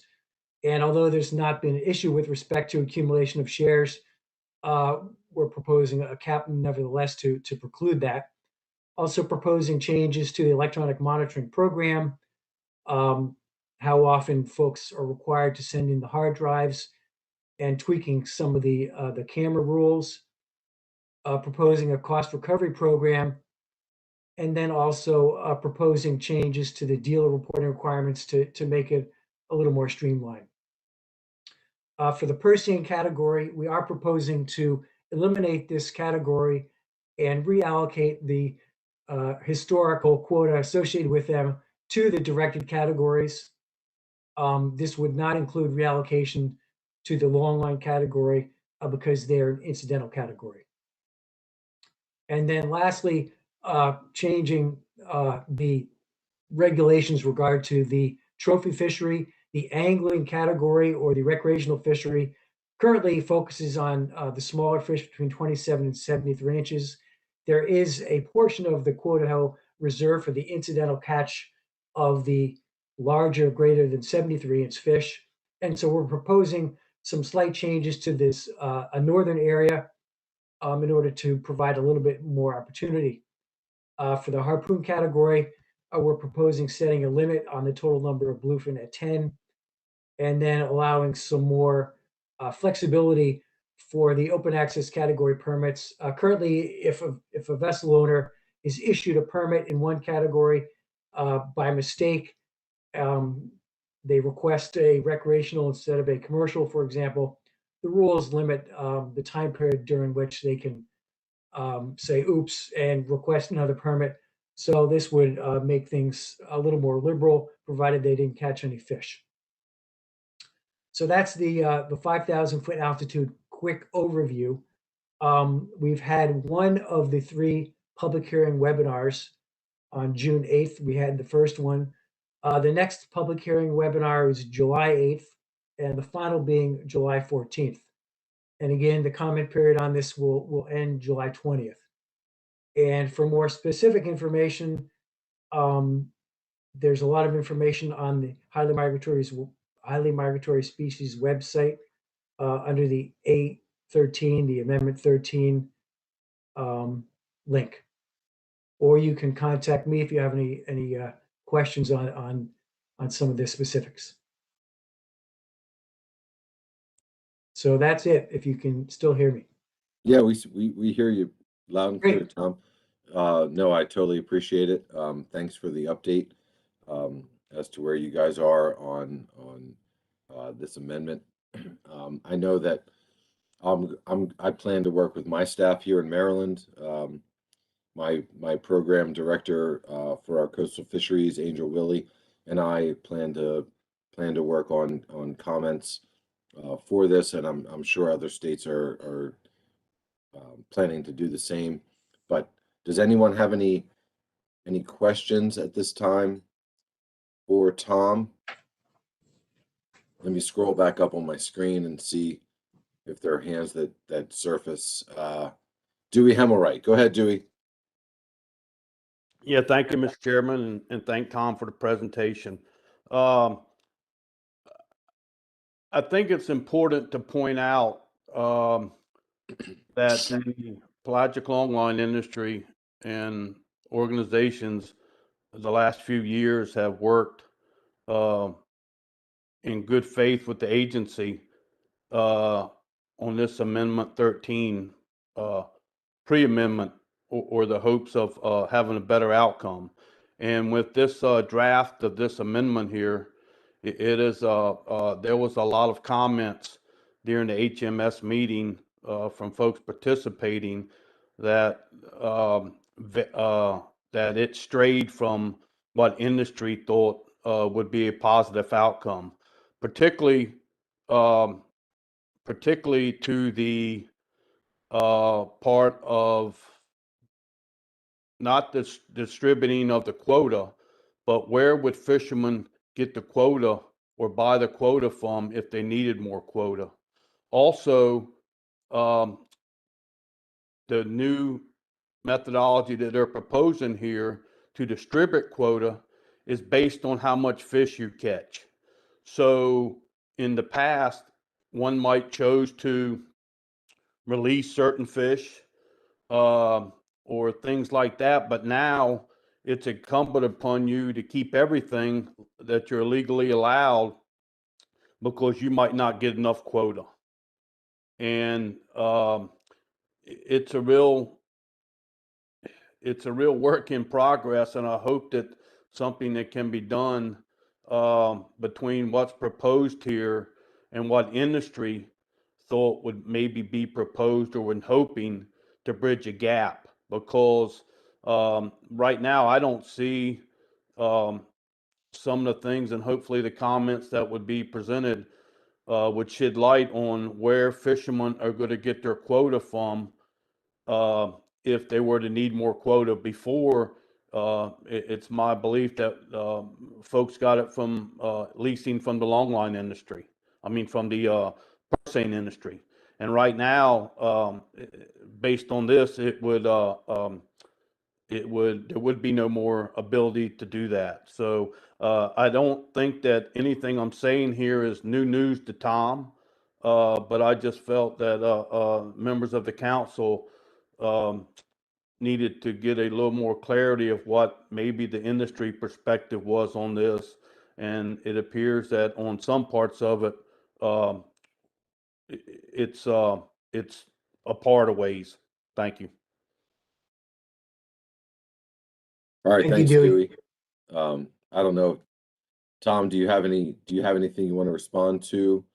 No, I think it's sufficient just to have folks hear Dewey's perspective, and we appreciate his comments. Yeah, thank you. Okay. All right, let me see if there's any other hands. Anyone from the audience or from the public that wants to ask any questions of Tom at this time?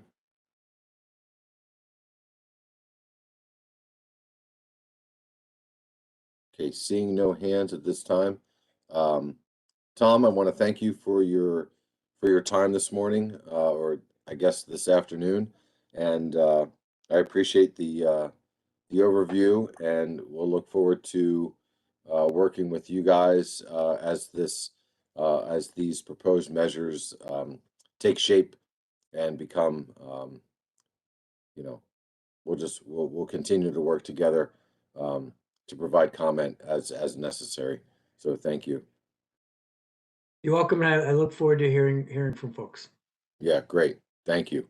And so just to clarify for my own personal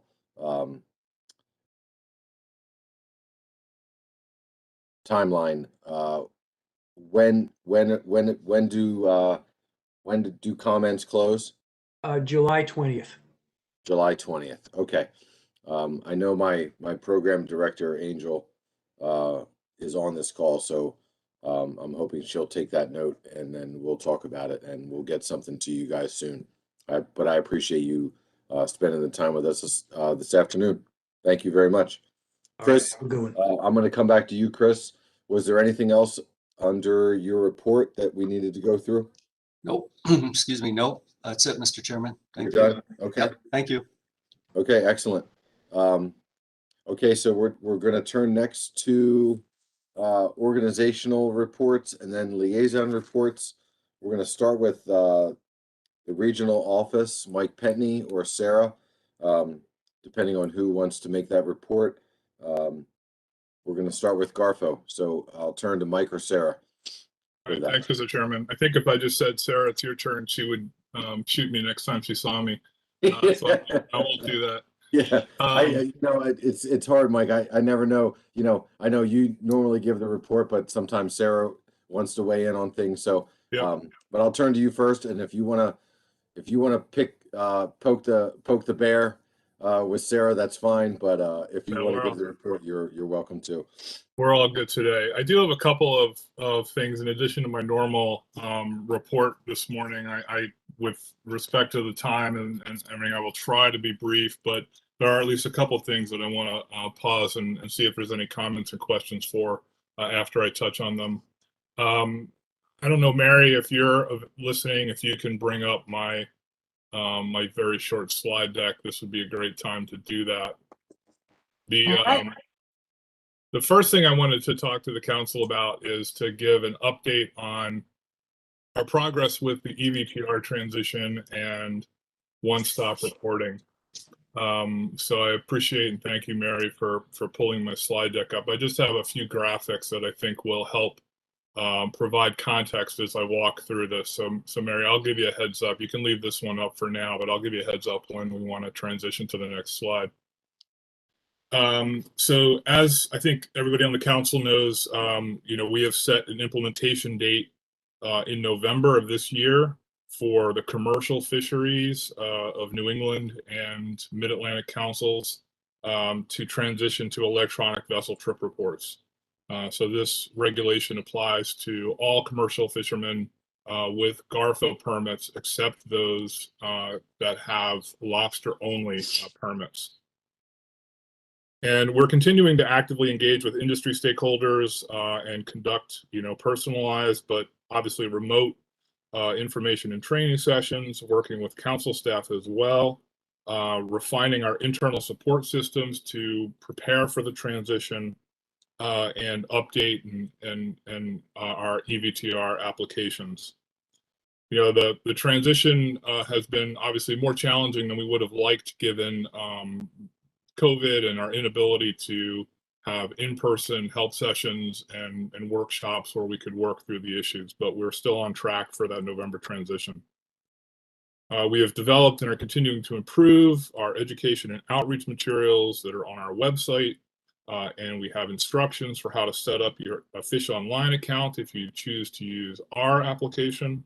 A summary of all available EVTR apps that are on other platforms such as eTrips, including the platforms which they operate. We're conducting training sessions for some industry members and representatives, and we are beginning to plan some in-person training sessions in various ports as we look forward to beginning to lift our COVID restrictions. We're also working very much with council staff as well as ACCSP staff to work through these issues and work with early EVTR adopters to learn what the issues are and how we can better help the transition. So Mary, if you can go to the next slide.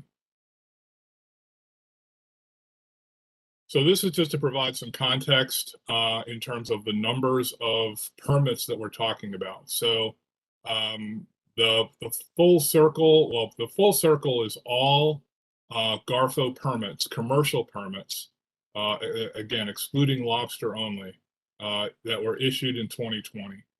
The blue is all active commercial permits, those fishermen, those vessels that were active at some point in 2020. And then the orange, about 1/3, are the permits that were issued and held, but remained inactive through the entire year. So this is to provide a little bit of context for the universe of vessels that we're working with in terms of the transition to EVTRs. So if you can go to the next slide, please. So this is the first. On the left, you'll see the same graphic, active and inactive total GARFO permits. On the right-hand side, what that is a breakdown of the total active permits in 2020, what their mode of reporting was. And so you can see that of the 1888, the vast majority of them, 1,276, are using paper VTRs.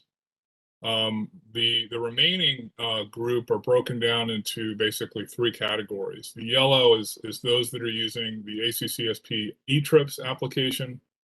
The light blue, 281 vessels are using Fish Online, which is the GARFO app.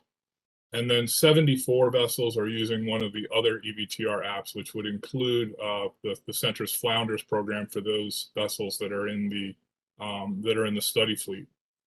So 1,276 is quite a large group of vessels that are reporting via paper and need to make the transition to EVTRs by this November. So we definitely have our work cut out for us to help those vessels make this transition as smoothly and efficiently as possible. Now, if you can go to the next slide, just want to talk about one more aspect, and this is the relationship between EVTRs and one-stop reporting. So you may recall that back when we were talking about the EVTR framework, when the council had initiated that and we were working towards its conclusion, I made a commitment that we would work towards having one-stop reporting be available when we made electronic vessel trip reports a requirement for our commercial permits. And I definitely made that commitment, and we've been working as much as possible to support that. And I wanted to show you, in terms of this, again, the framework or the context for who we're talking about. On the left, you see the circle of total active commercial permits. So that's the same subset that we were looking at earlier.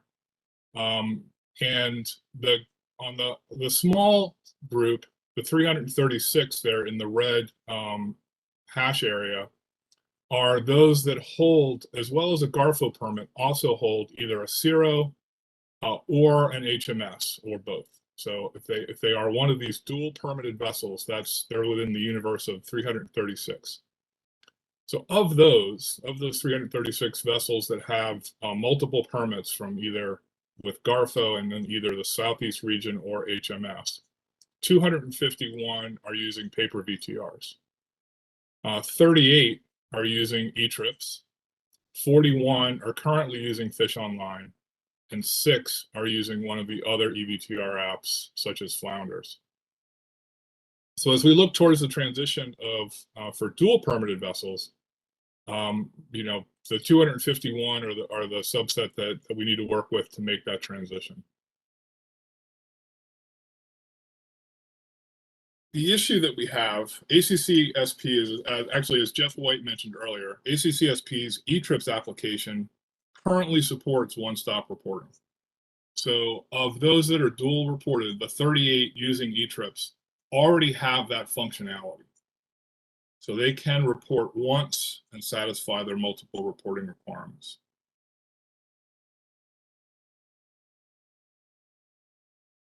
We are working to develop, the one-stop reporting feature with our own Fish Online, and then also working with the other app developers in those 6 permits to also include that. But one of the reasons why I wanted to brief you is that we found an issue as we were working through this. As I'm sure you're not surprised, we often find issues late in the game. We have an EVTR data model work group that are working through the issues for one-stop reporting and the transition to EVTRs. But what we have realized over the last probably 6 months is we're not going to be able to support one-stop reporting with our Fish Online application by November. We expect to have a new EVTR data model, which is what's needed to support one-stop reporting within Fish Online. And we expect to have that wrapped up by the end of the calendar year.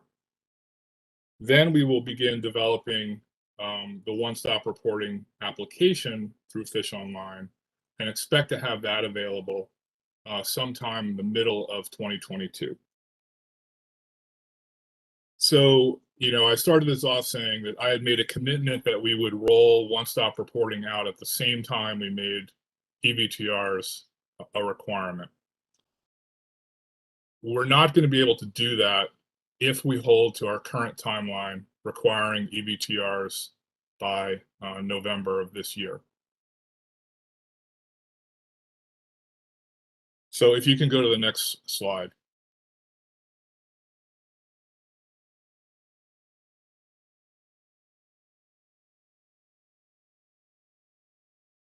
Mary, can you go to the next slide? There we go. Okay. So what I want to provide is a little bit of context, and then I'm going to ask the council a question. The context is this. The 82% of the total universe, so the total universe is those that are subject to the commercial EVTR requirement that would apply this November. 82% there in blue have only a GARFO permit. So the functionality of a one-stop reporting feature does not really apply to them. The 15.6% in the green are those that are dual permitted, but are either already using Fish Online, which has that functionality now, or they're using a paper VTR and still need to transition to the EVTR, which means they have the opportunity to, as their first transition, go to Fish Online. If dual reporting is interesting, if one-stop reporting is something that they desire, then they can, when they move away from paper, they can go to Fish Online and they will have that functionality. So it's the 2.2% there in red that are currently using Fish Online, would presumably like to continue to use Fish Online, but will not have the one-stop reporting functionality until sometime in 2022. So we can work with them and advise them that if they are interested in the one-stop reporting functionality, then we can work with them to transition over to Fish Online, or advise them that if they decide to stay with Fish Online, they can transition over to eTrips. Or if they decide to stay with Fish Online, then that means they will continue to have dual reporting responsibilities until sometime in 2022.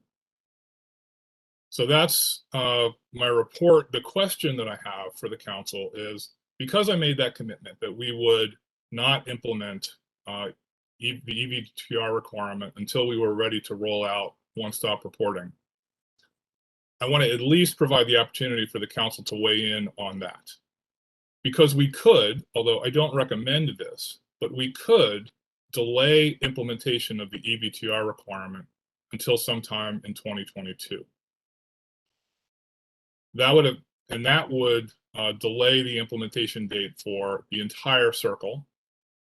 And that's why I wanted to provide this sort of contextualized version that the percentage of people affected by this issue, the lack of one-stop reporting functionality with Fish Online, only currently would directly affect 2.2% of our active permits.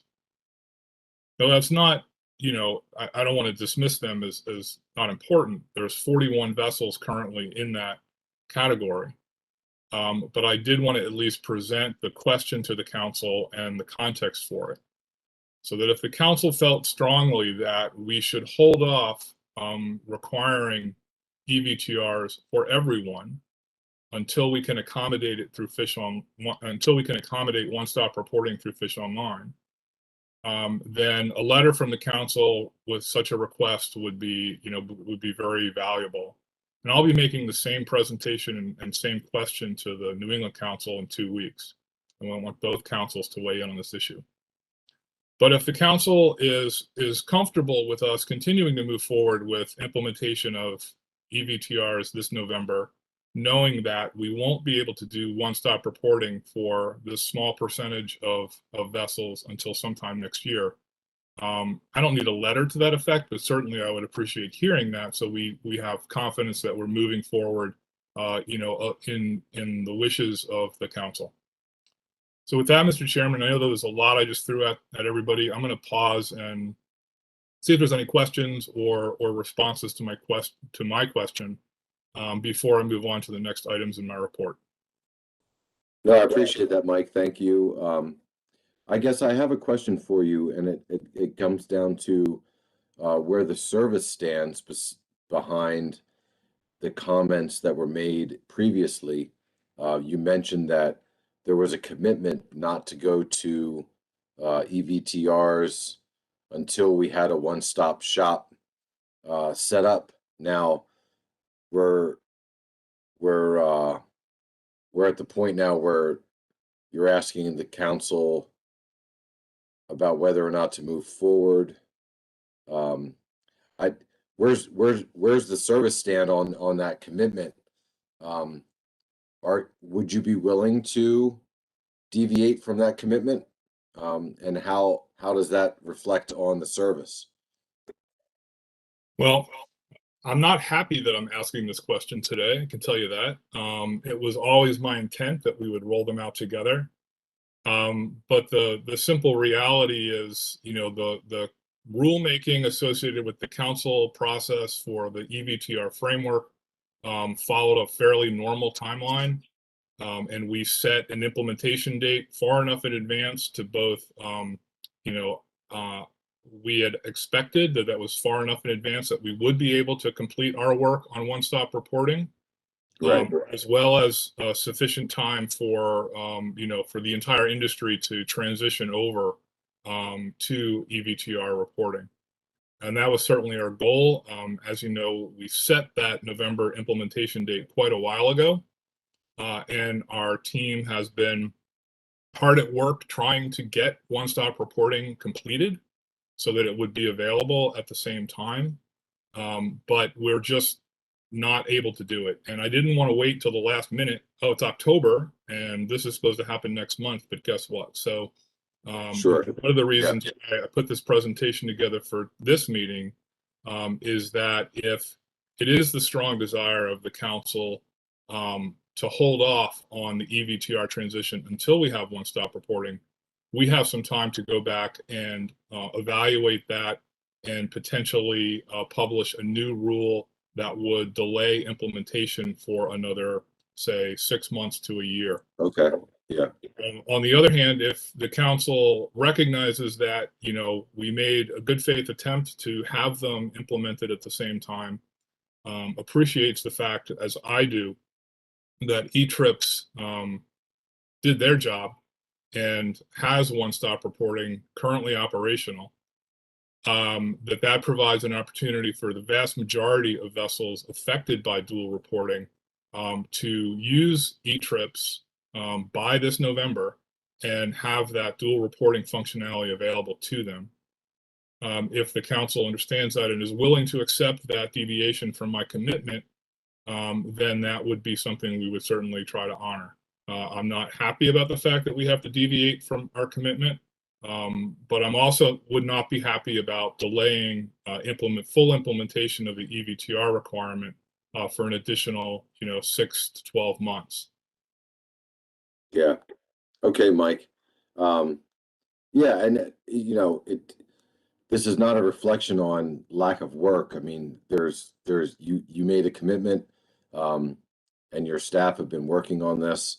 I don't see this as, but you can't predict the future. You don't, it's hard to, you put a timeline on something, but sometimes it's hard to stand by that timeline as through the pandemic that we've dealt with, and there's just been a lot of issues. So I guess my question, maybe to the council, is whether or not, so your question, Mike, to us right now is whether or not you want to do we want to move forward with EVTRs without the one-stop shop fish online? Or do we want to wait till the,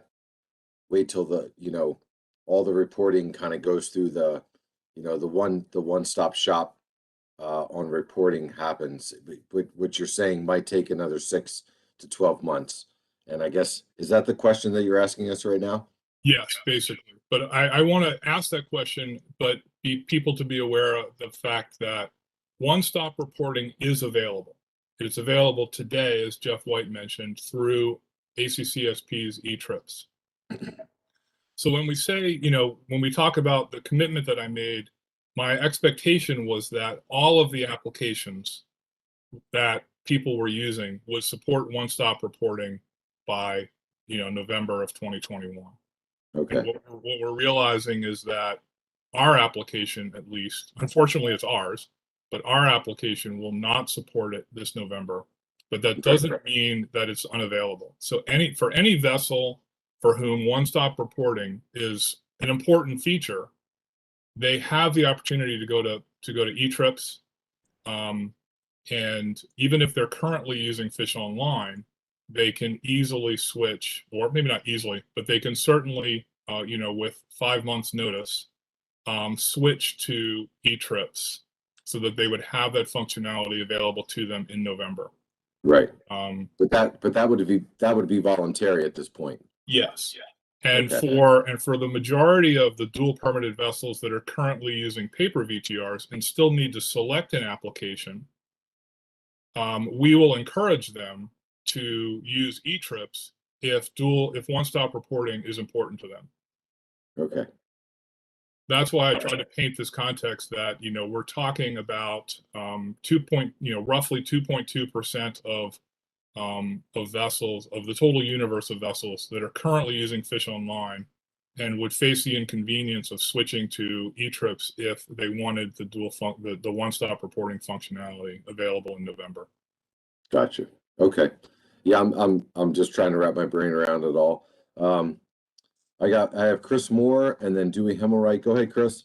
Thank you, Mr. Chairman, and thank you, Mike, for the information. I wish we would have been able to see this before today so that we could have thought about it a little bit more, but just thinking about it today and hearing you talk about it, as I remember it, the council was always in support of moving as quickly as possible to EVTRs.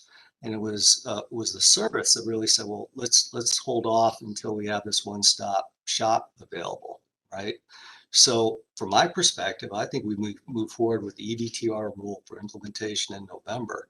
The other thing that we can do is emphasize eTrips as we move into our outreach part of the project, right? And as we have these workshops scheduled, we can certainly focus on the ability of eTrips to handle this one-stop shop part of it, and take care of it that way. But my recommendation, as staff, would be that we move forward with EVTRs in November. Thanks. So Chris, your suggestion is that we move forward even though we may not have the ability for the one-stop shop? Yes. Okay. All right. Well, that's a good opinion.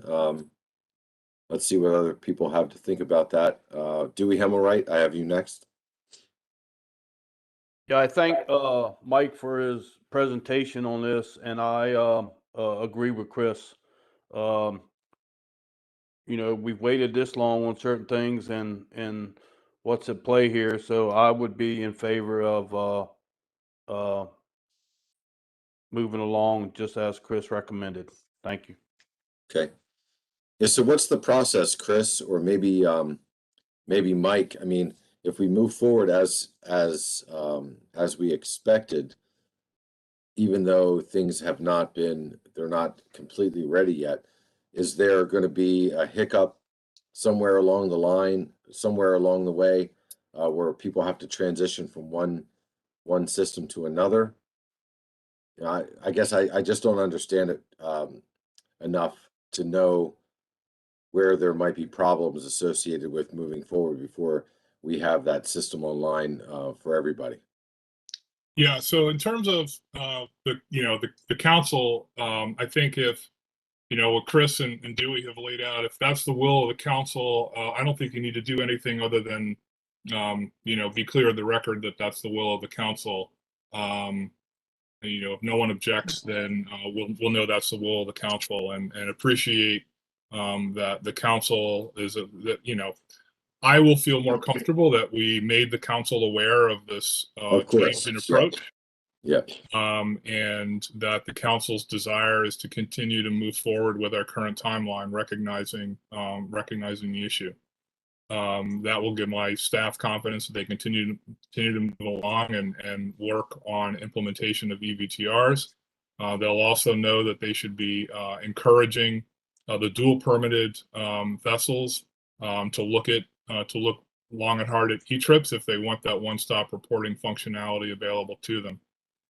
And in terms of the more technical issues, there really aren't any. The technical issue is that we will certainly make all of our current Fish Online users that are dual permitted, those 41 vessels, we will certainly make them aware of this issue and give them the opportunity to switch to e-trips if they would like to have dual reporting, one-stop reporting functionality available to them. And then we'll support those 41 vessels making that transition.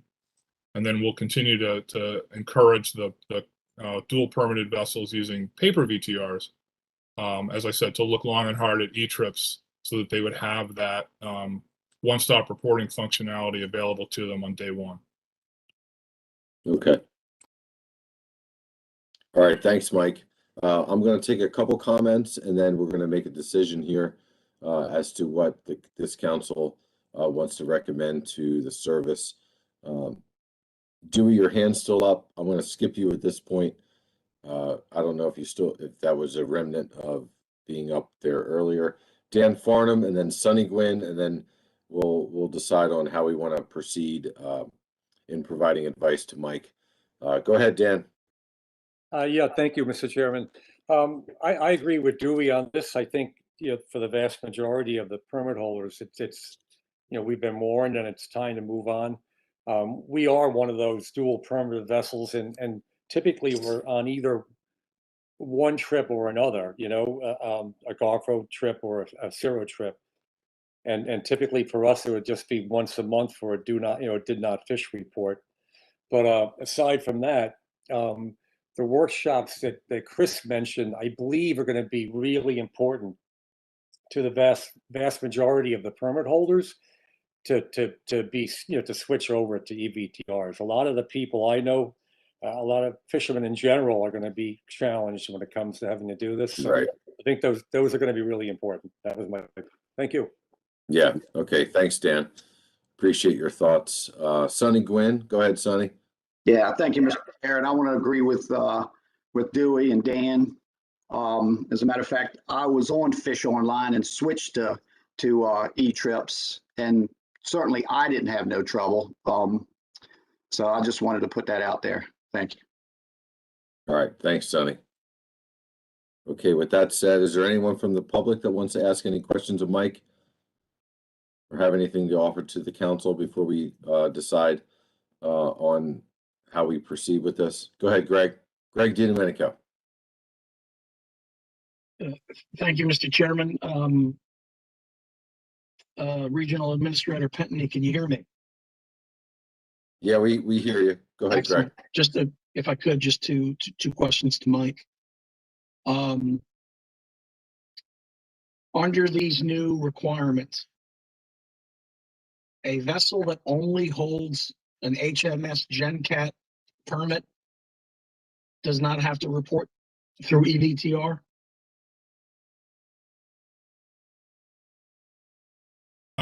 So Greg, you're talking about someone that does not have a Garfo permit?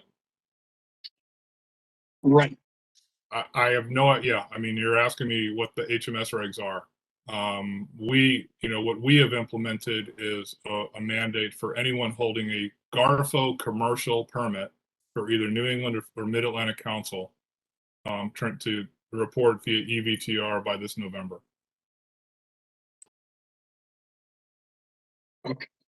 Okay, so they're not duly permitted.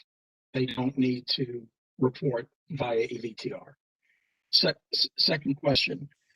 What about a vessel that only holds an incidental tilefish permit and no other permit or no GARFO permit? Do they have to report through EVTR? If they have a GARFO commercial permit of any kind, they have to report via, anyone that currently has a GARFO VTR requirement, which is all commercial permit holders, then they have to begin reporting electronically by November. Thank you. And is the agency still contemplating making mandatory did not fish reports? So, we've thought about that. I think it would be better to have to address that issue through the council process, because it affects both councils, and it's something that we did, by eliminating the did not fish reports. We did it in large part at the request of industry, with kind of the acknowledgement of the councils that they didn't see any tremendous benefit to it. I would not want to go back there and add a reporting burden on all of our commercial permit holders without working through the council process of both councils. Thank you, Mr. Putney.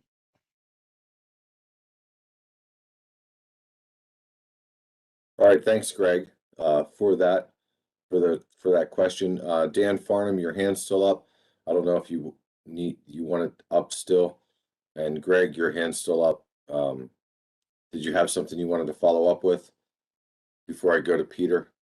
All right, I have Peter Hughes, and then I'm going to turn to Chris Moore after Peter Hughes to give us his thoughts and summary of where we stand, so that we can decide as a council as to how we want to proceed moving forward with this report. Go ahead, Peter Hughes. You're up. Thank you, Mr. Chairman. Hopefully you can hear me. Yep, we got you. Okay, great. So this kind of follows along the lines of Greg's question. I believe we recently instituted or mandated a 100% recording requirement for the recreational component of the tilefish fishery. Is this something that they would be, and I may have missed this, I apologize if I did, Mr. Administrator, would they be mandated to follow this process also?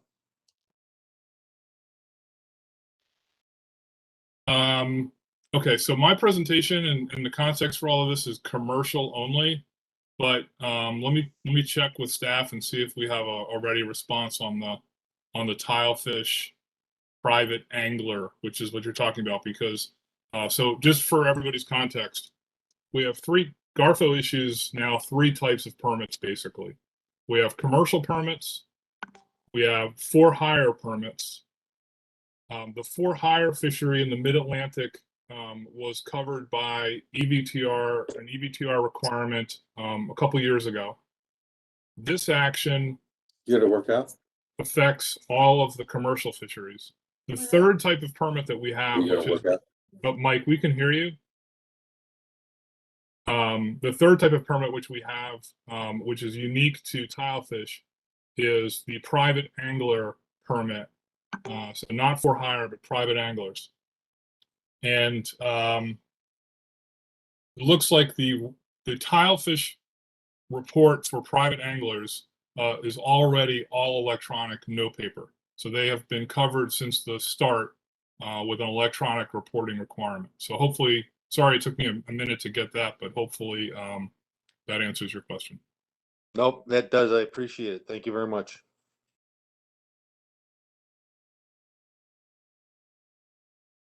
All right, thanks for that question and answer. I apologize.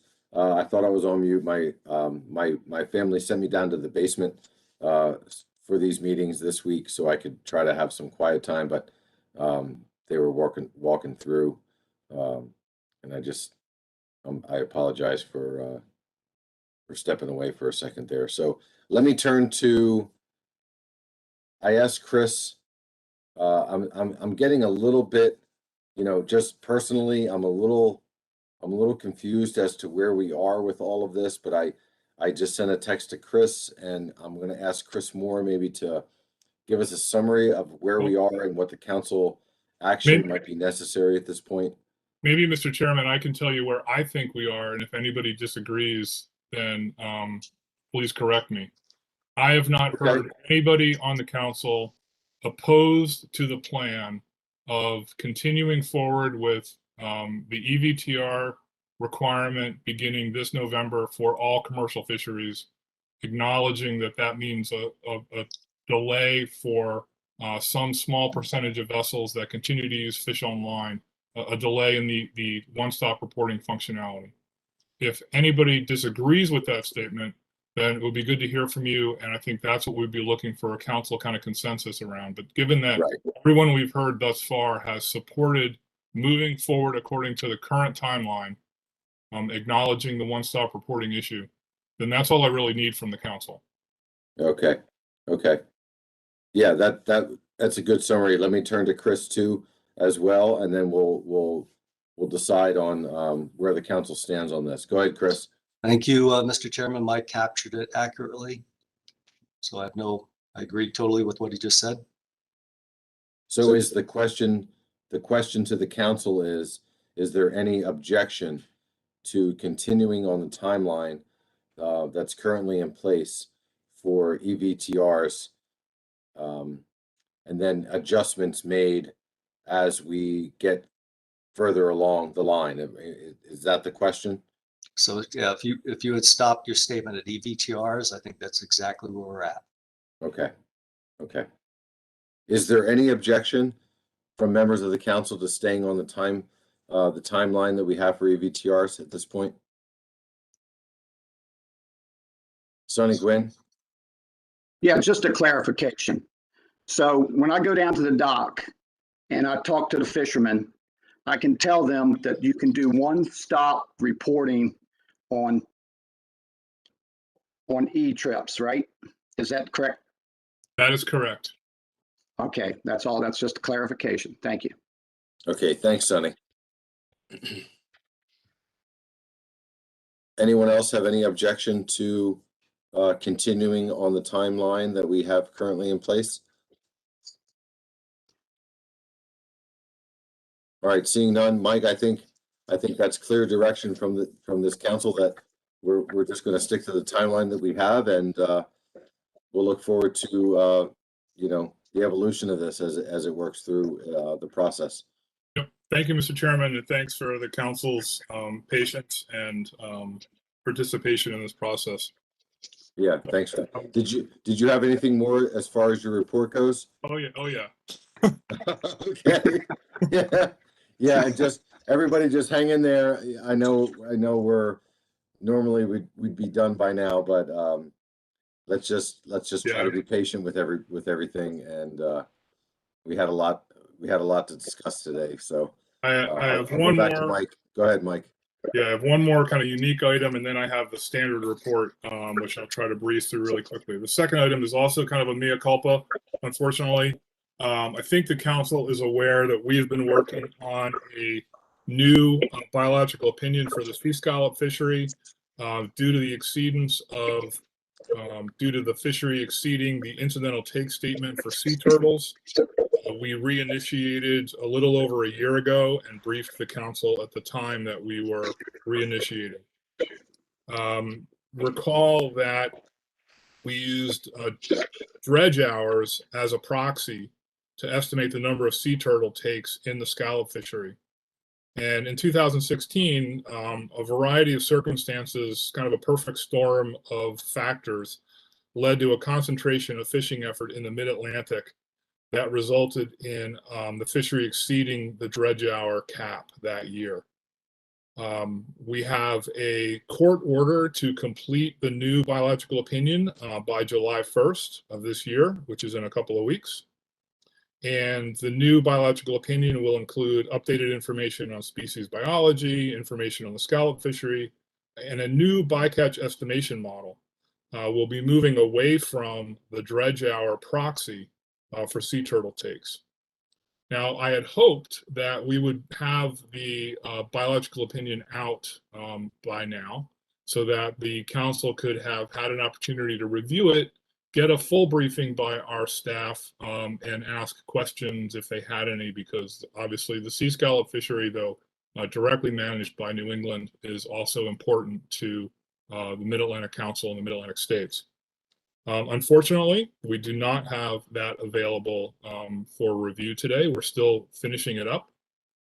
We will have it available certainly by July 1st, which is the mandate, the court order. But we also have every reason to expect that we will have it complete in advance of the New England Council meeting in 2 weeks. So we are planning to give a more comprehensive briefing to the New England Council at their meeting in 2 weeks. I believe we're on the agenda to do so. So any members of the New England Council or industry members that are interested in getting that briefing or hearing that briefing and having the opportunity to ask questions, I encourage you to listen in to the New England Council's meeting in a couple of weeks, so you will have that opportunity. And we can certainly provide the more comprehensive briefing to this council at the August meeting, which will obviously be after we've submitted it to the court. So that's all I have on that, but because it wasn't what we anticipated telling you today, I do want to stop and see if there's any questions. Yeah, let's see if there are any questions. I have Peter Hughes and Eric Reed. Go ahead, Peter. Thank you, Mr. Chairman. Mr. Penny, you said you're changing the new buy-up is changing from dredge hour proxy to some other model. Any idea how the new model looks in comparison to the bottom time dredge hours proxy? That's really outside my area of expertise. Okay, thank you, Mike. But we will have the right people available to, explain that at the New England Council meeting. Okay, thank you.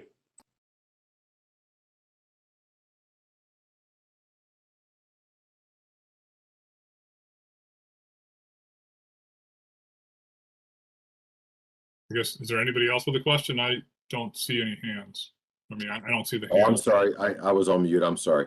I was calling on Eric Reed. He has his hand up. Go ahead, Eric. Yeah, thank you, Mr. Chairman. Yeah, the New England Scallop biological opinion report is going to be on Tuesday, the 22nd at 4:30. That's the schedule for it, just so you know. But I guess my question about whether or not there's going to be any additional information in time for our Scallop Committee meeting next Wednesday is kind of a foolish question at this point. So if you got a foolish answer, Mike, I'd like to hear it. I don't have a foolish answer. I have a non-answer, which is that at some point in the next week, I don't know which day, the buy-up will cross my desk and I will sign off on it. Once I sign it, we will release it to the council. I just don't know whether that's going to be Monday, Tuesday, Thursday, which day it's going to be. So.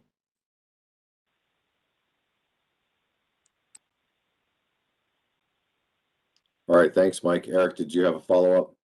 Oh, I just saw your hand go down. Okay. All right, seeing no additional questions, anyone from the audience have anything they want to ask of Mike regarding this topic? All right, seeing none. Mike, let me ask you, I know that you probably have a number of different things that you want to go through as far as rulemaking goes. Do you feel it's necessary to put that on the record right now, or do you think that's something you could send to Chris and he could send it out to council members for any feedback or questions? I'm just looking at the time and trying to be Yep. respectful for, everyone's time here today. Totally understand. The rest of my report is the really standard, like on this date, we published this proposed Right, rule. right. So, we've published a number of proposed and final rules since the last council. I'm sure the council members that care about those actions are aware of them. I'll just say if there's anyone, maybe I'll do this. If anybody has a question for me, please ask away, but I won't burden you with going through all of the publication dates of various actions. Yeah. I just think given the time of the day, maybe if you can send, I know that you typically have you have something in front of you that you scroll through. If that report has been put together as a PDF, maybe you could send it to Chris and we can send it out to council staff or to council members. And if anyone has a question, they can reach out to you directly. But Well, what I read from is actually a subset of what's in the status of actions report that we provide to the council, and I believe the council has already made that available. Okay, good. So if that's the case, then you already have kind of a larger, if you click the link on the web page at the agenda, you see status report for Greater Atlantic Region actions. Actually, it's still the February one. Did we not send you an updated one? Well, if we'll get that taken care of, but that's Okay. typically the report. And what I read from is a subset, so you should be all good. Okay. All right, let's do that then. As long as nobody has an objection to that, I would like to move on. Mike, thank you for your presentation on the topics that you needed information from the council on.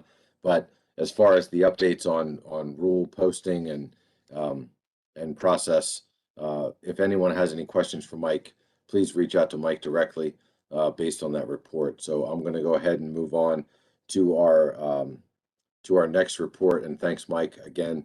But I'm going to move on to the Science Center report. I think I saw, is John here with us? Yes, I am. Thank you very much, John. Mr. Chair. Yeah, Dr. Hare, go ahead. Yeah, and I'll just try to move through this quickly to, just not delay this. But first off, I want to introduce Catherine Ford. She is our new Population and Ecosystems Monitoring and Analysis Division Chief. As we know, Wendy Gabriel retired in sort of January, and Catherine has joined us in May. And so you may start seeing things from Catherine for those of you that work with the council and work with the center. Catherine comes from the Massachusetts Division of Marine Fisheries, where she managed their fisheries habitat program.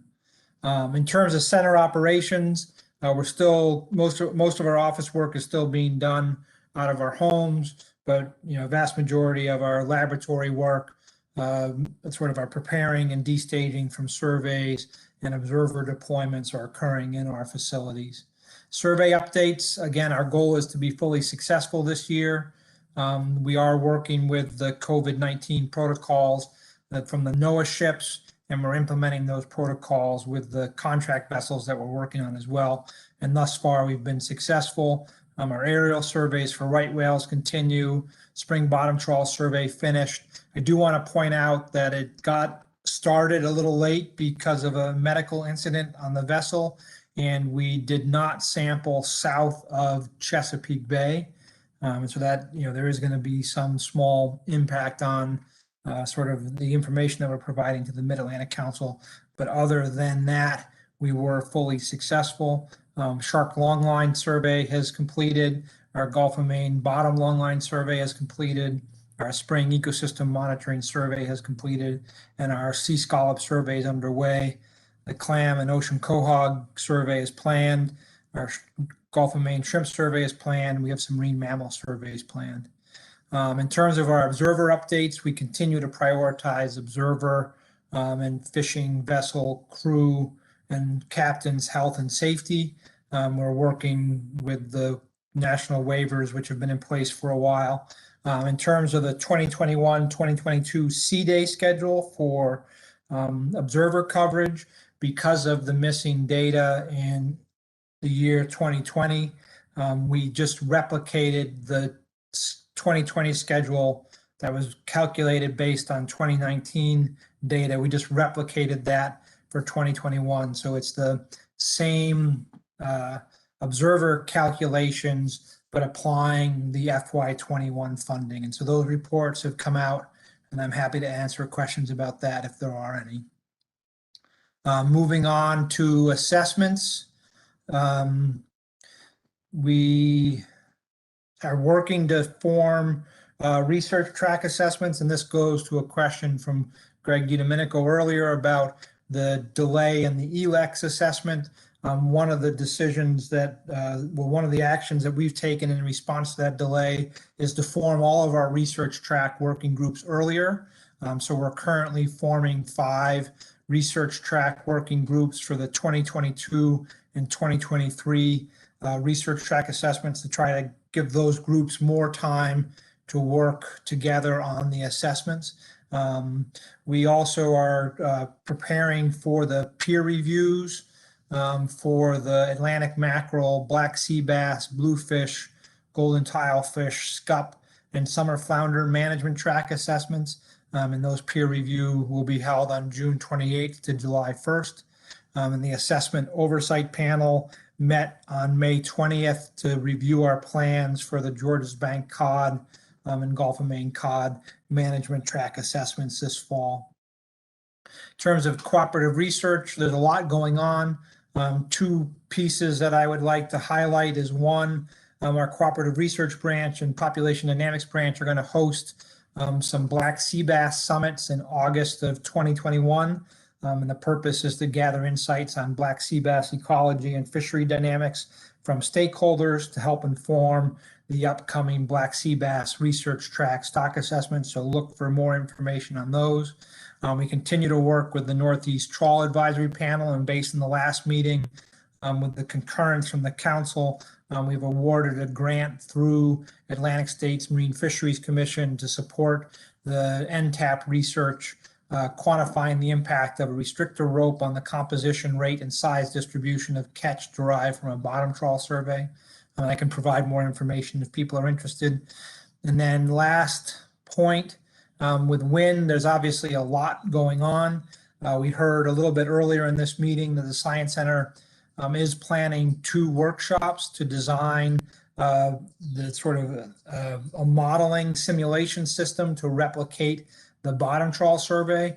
And then this modeling system would allow us to be able to evaluate changes in sampling coverage and sampling design and the impacts that those could have on the indices coming from the bottom trawl survey. And you can think of this as sort of a management strategy evaluation, but for a survey as opposed to a sort of management problem. We are also working with the New England Fisheries Management Council, and they've set up a working group to evaluate the sea scallop surveys. And we have a term of reference in there to look at the impact of wind on sea scallop surveys as well.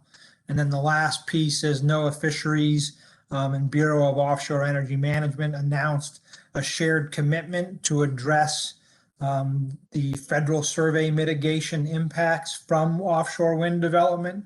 We discussed earlier in this meeting the difference between the sort of the work that is being done currently at Vineyard Wind is a before-after controlled impact experiment. Our federal survey mitigation efforts are aimed at the 30-year duration of these projects and what the impacts of that would be on our federal surveys. Working with BOEM, and we plan to work with regional partners, including the council and stakeholders, to complete implementation strategy for this survey mitigation plan. And we'll describe hopefully commitments from wind developers and from the federal government, and then develop a solid timeline for us to implement that strategy. So with that, I'll stop, Mr. Chair, and take any questions. All right, thanks, John. I appreciate your report. Are there any questions for John? I see Dr. Moore's hand. Go ahead, Chris. Yeah, just quickly, we didn't get a chance to talk about it yesterday to John's last item or point. Our representative on the BOEM, the steering committee that NIST has with BOEM is Dave Secor. So just to let folks know that. Thanks. Okay. Thank you very much, Chris, and thank you for the council's support with that work. Any other questions for John regarding the Science Center report? Anyone from the public have any questions for Dr. Hare?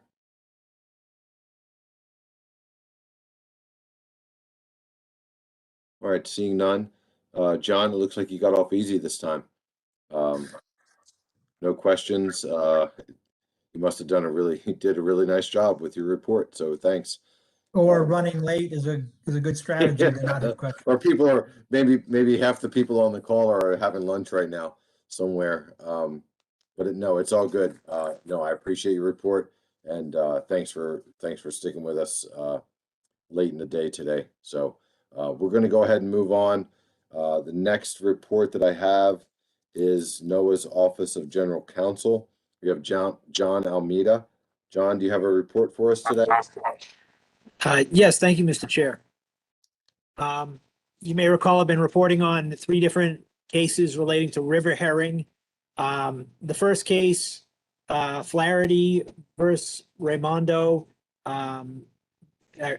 We received a favorable ruling on the merits before our last meeting. Since that time, the time for appeal has run, so that case is over.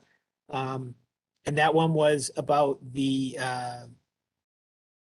herring FMP in the New England Council, with the attempt to add river herring and shad to the herring FMP. That case was a favorable ruling for NMFS, and it is now done. The other 2 cases, we've received rulings since our last meeting. On the Anglers Conservation Network case, this is the one about the mackerel FMP. You may recall we had started summary judgment briefing, and then there were issues relating to the administrative record that popped up during the briefing. On May 6th, Judge Kelly ruled that the items that the plaintiffs had put into their summary judgment papers were not part of the administrative record, so that the plaintiffs would need to refile a new summary judgment motion that didn't cite to those materials. They had 30 days to refile, and as of now, they have not done so. And on June 8th, the court issued an order to show cause why the case should not be dismissed for lack of prosecution. So we'll see where that goes. And then the other herring case, river herring case, the Natural Resources Defense Fund case, there were issues on the administrative record. The court issued a ruling on June 7th on those issues. That means that, once those record issues have been resolved, the case is ready to move into the summary judgment briefing stage. And that there isn't a schedule right now, but that'll likely, there will probably be a schedule put in place very soon for that.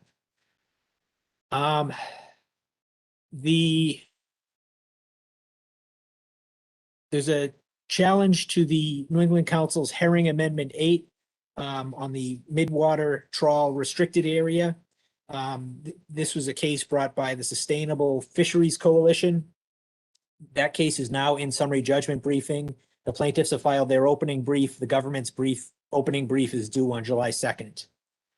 The New York summer flounder lawsuit, as you may recall, New York filed the challenge to the Summer Flounder Amendment 21, the commercial allocation amendment, and the 2021 specifications that use the new allocation formulas from Amendment 21. That case is fully briefed before the court, and at this point, we're just waiting for a decision from the court. In the right whale litigation before Judge Boasberg in the District of Columbia, you may recall there was an adverse ruling on the 2014 lobster biological opinion. That biological opinion has been replaced by a batched fisheries biological opinion that includes the lobster fisheries along with 8 other fisheries. On June 2nd, NMFS filed a motion for entry of judgment in the case, where the logic being that the biological opinion that the court had ruled on is no longer operative. The plaintiffs indicated that they were going to oppose this motion. And also in this case, on May 25th, pro se litigant Max Strahan filed a motion to intervene, which was opposed by both NMFS and the plaintiffs. Industry funded monitoring lawsuits. You may recall there are two different cases, one in the District of Columbia, one in Rhode Island. There's been no movement on the case in the DC case, the Loper Bright Fisheries case. That's fully briefed on summary judgment. We're just waiting for a decision by the court. In the second case, Relentless Incorporated, that's in the District of Rhode Island. The court has scheduled oral argument for July 27th. That's fully briefed, and now there will be argument on July 27th. The Oceana sea turtle litigation, this relates to, one of these cases relates to what Mike Pentney was talking about earlier on the biological opinion for the scallop fishery. Again, the agency is working on a new biological opinion to address the deficiencies that were identified by the court. And as Mike said, we have a deadline of July 1st to get that completed. The other case by Oceana had to do with the batch fisheries biological opinion, which has been replaced by the same biological opinion that replaced the lobster biological opinion in the other case that I was just discussing. So basically the underlying biological opinion that was at issue in that case, the court had found that NMFS had addressed the issues that the court had identified.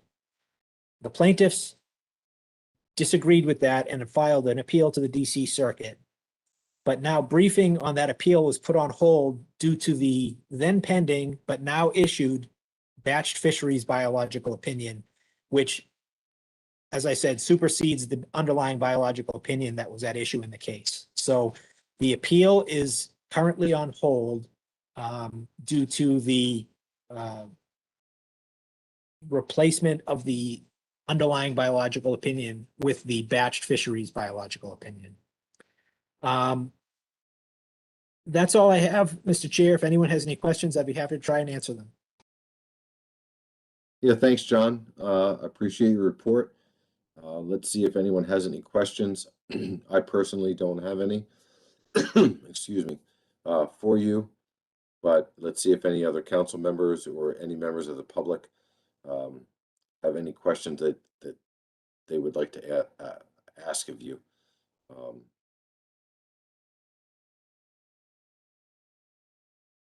Okay, I don't see any hands raising at this time. So thanks, John, for your participation and your report today. So if anybody has questions for John, feel free to reach out after the fact directly to John, as everyone else for back and forth regarding questions. So thanks, John. Appreciate it. Thank you, Mr. Chair. Okay, so next I have NOAA's Office of Law Enforcement. I believe Caleb Gilbert is here with us today. Let me just scroll through and make sure he's here with us. Yep. No, Caleb, are you here? Can Okay, you hear me all great. right? Yeah, I can hear you just fine. And I wanted to acknowledge Tim Donovan, right? Tim's retiring from what I understand. Yeah, no, I was going to keep my my highlights brief since we're behind schedule today. If the folks want to read more of what we included, that's posted on the website. But I did want to highlight some important staffing updates in NED, including Tim's departure. Yeah, please do. I just got a note recently about Tim, but I'm glad you're here with us today. So go ahead and provide your report. Take all the time you need. We're over schedule, but this is important information. So just take all the time you need, and I'm going to turn it over to you, Caleb, for your report. All right.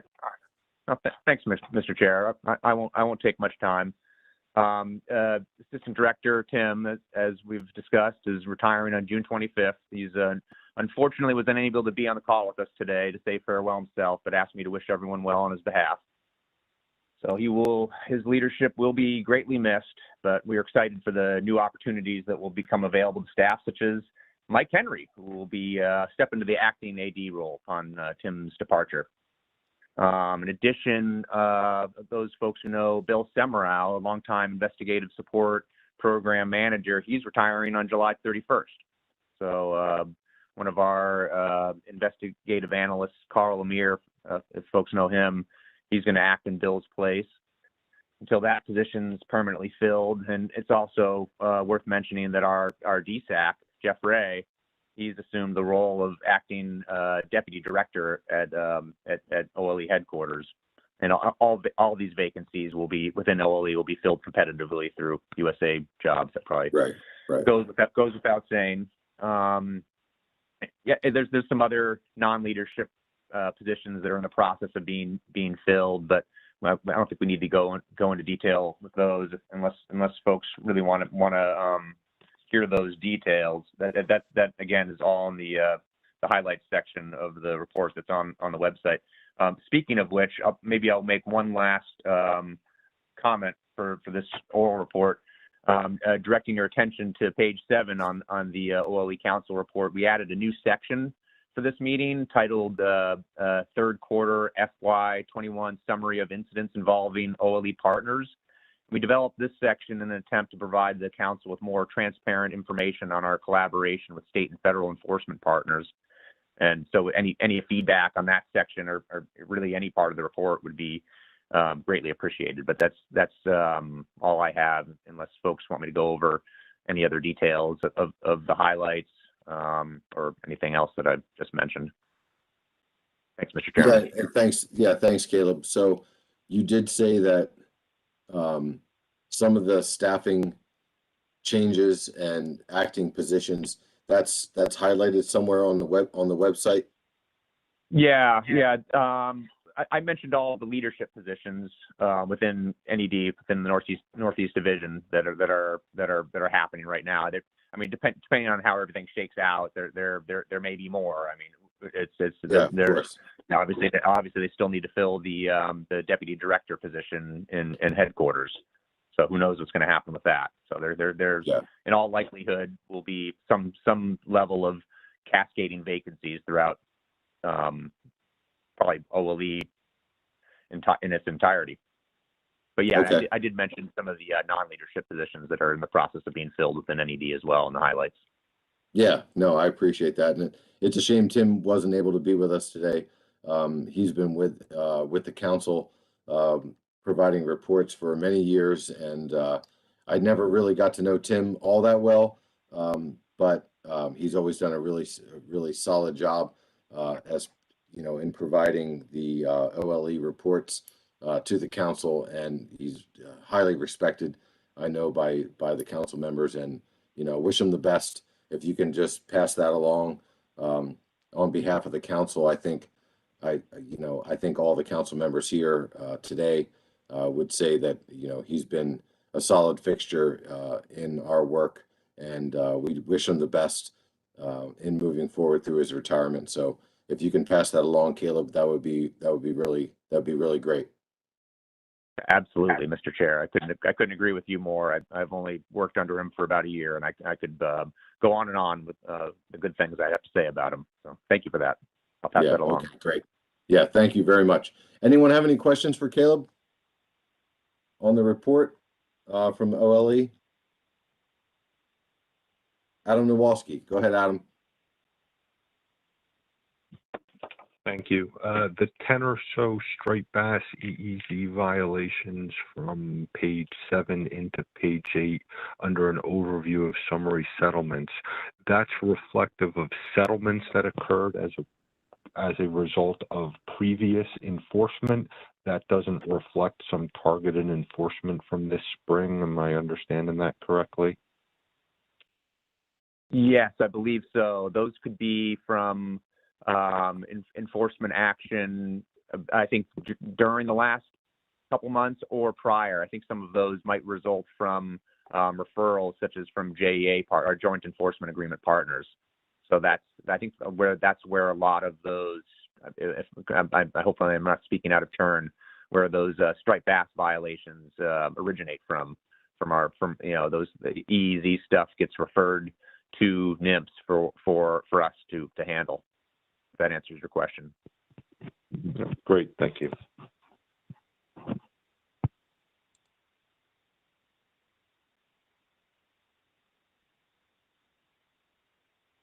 All right, thanks, Adam, for that question. Anybody else have any questions for Caleb?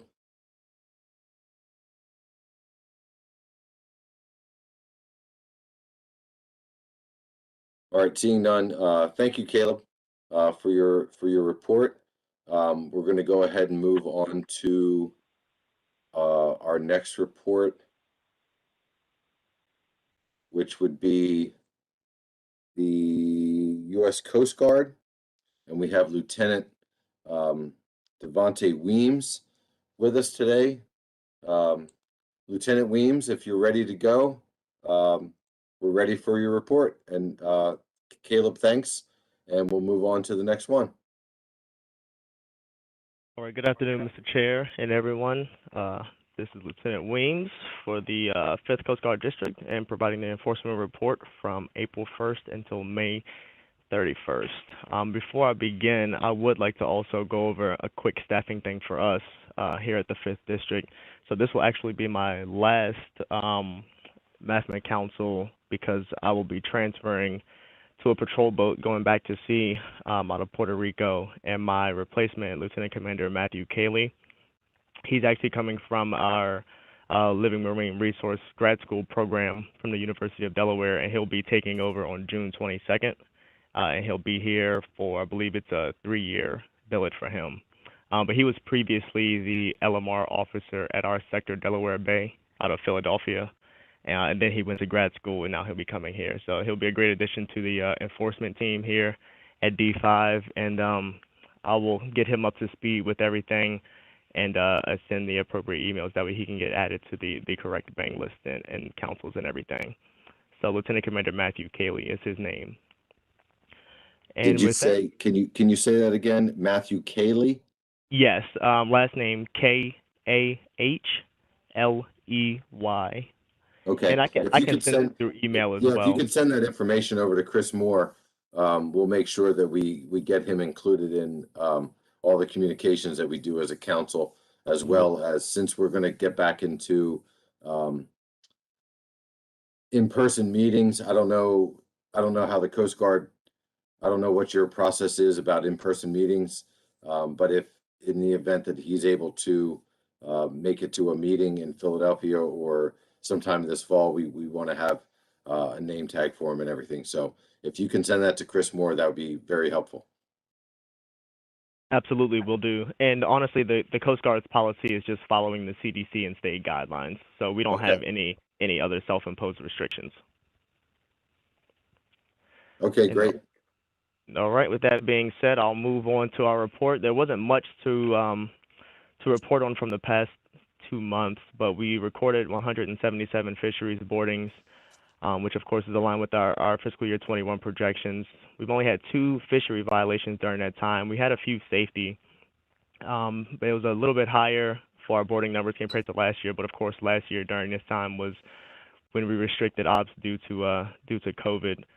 So on par overall at 384 for the year of fisheries boardings, a little bit lower than fiscal year 20 to date, but still on par with our projections. The 2 fisheries violations that were issued during this period, one was for an expired operator's permit and another one was for displaying improper VMS code. We didn't have any marine protected species support to report for this period, but we did have a few search and rescue highlights, just 2 for pollution and then 2 for loss of steering. So we had a fishing vessel, Ocean Hunter. The Coast Guard Sector Virginia received a report of discharge of 1 gallon of oil from the Ocean Hunter into Mill Creek. When the Coast Guard pollution responders arrived on scene, they determined that the crew was adequately addressing the spill with appropriate mitigating factors. So there was no other Coast Guard action and no Coast Guard assistance that was needed for that case. For the fishing vessel Vigilante, Coast Guard pollution responders observed the discharge of diesel from the bilge from the fishing vessel into Town Creek, and the pollution responders issued the vessel owner a notice of federal interest in supervised cleanup operations. And for the 2 loss of steering situations, one was a Coast Guard cutter that responded, and another one was a Good Samaritan that responded. So the Amanda C lost propulsion while operating approximately 21 nautical miles east of Manasquan, New Jersey, due to clogged fuel filters, and the fishing vessel Saddle Fox safely towed the disabled vessel to home port without further incident. And the second incident was fishing vessel Motivation. They lost propulsion operating approximately 50 nautical miles east of Manasquan, New Jersey, due to a failed fuel pump. And the Coast Guard cutter Beluga, which actually isn't a 5th District Coast Guard cutter, but they were in the area due to a maintenance availability. But they were underway at the time, and they were able to safely respond and tow the vessel back to home port without further incident. The last thing I wanted to pass from our CF Visa safety guys downstairs. So D5 collaborated with Sector Virginia to host a media availability on April 22nd, highlighting the importance of commercial fishing vessel dockside safety examinations and required safety equipment. The event was picked up by the local news network here, Wavy 10, and can be viewed on their webpage at the link that's provided in the actual report. And if you would like to see that and are unable to access the report, I can send that along as well. But that is all I had for the 5th Coast Guard District Enforcement Report for this period. All right, Lieutenant Weems, thank you very much for your report. Let me see if anyone has any questions. Let me first turn to the council. Jeff Kalin, I see your hand up, but let me go to the council first. Does anyone from the council have anything they want to ask of the lieutenant?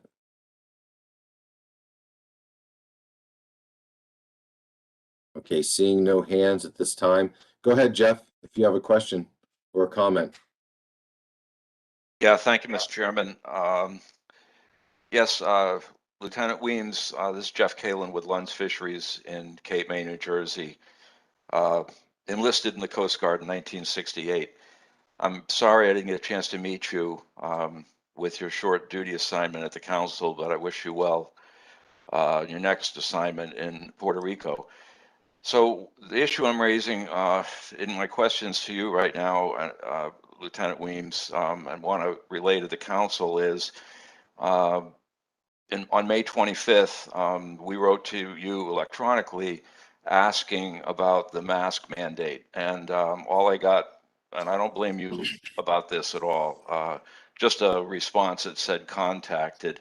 So I was hoping that this issue might have been touched on in your report. It's not, and as you said, relative to whether or not the Coast Guard can come to meetings, the agency is following CDC and state guidelines. Well, here in New Jersey, all the state masking guidelines have been eliminated,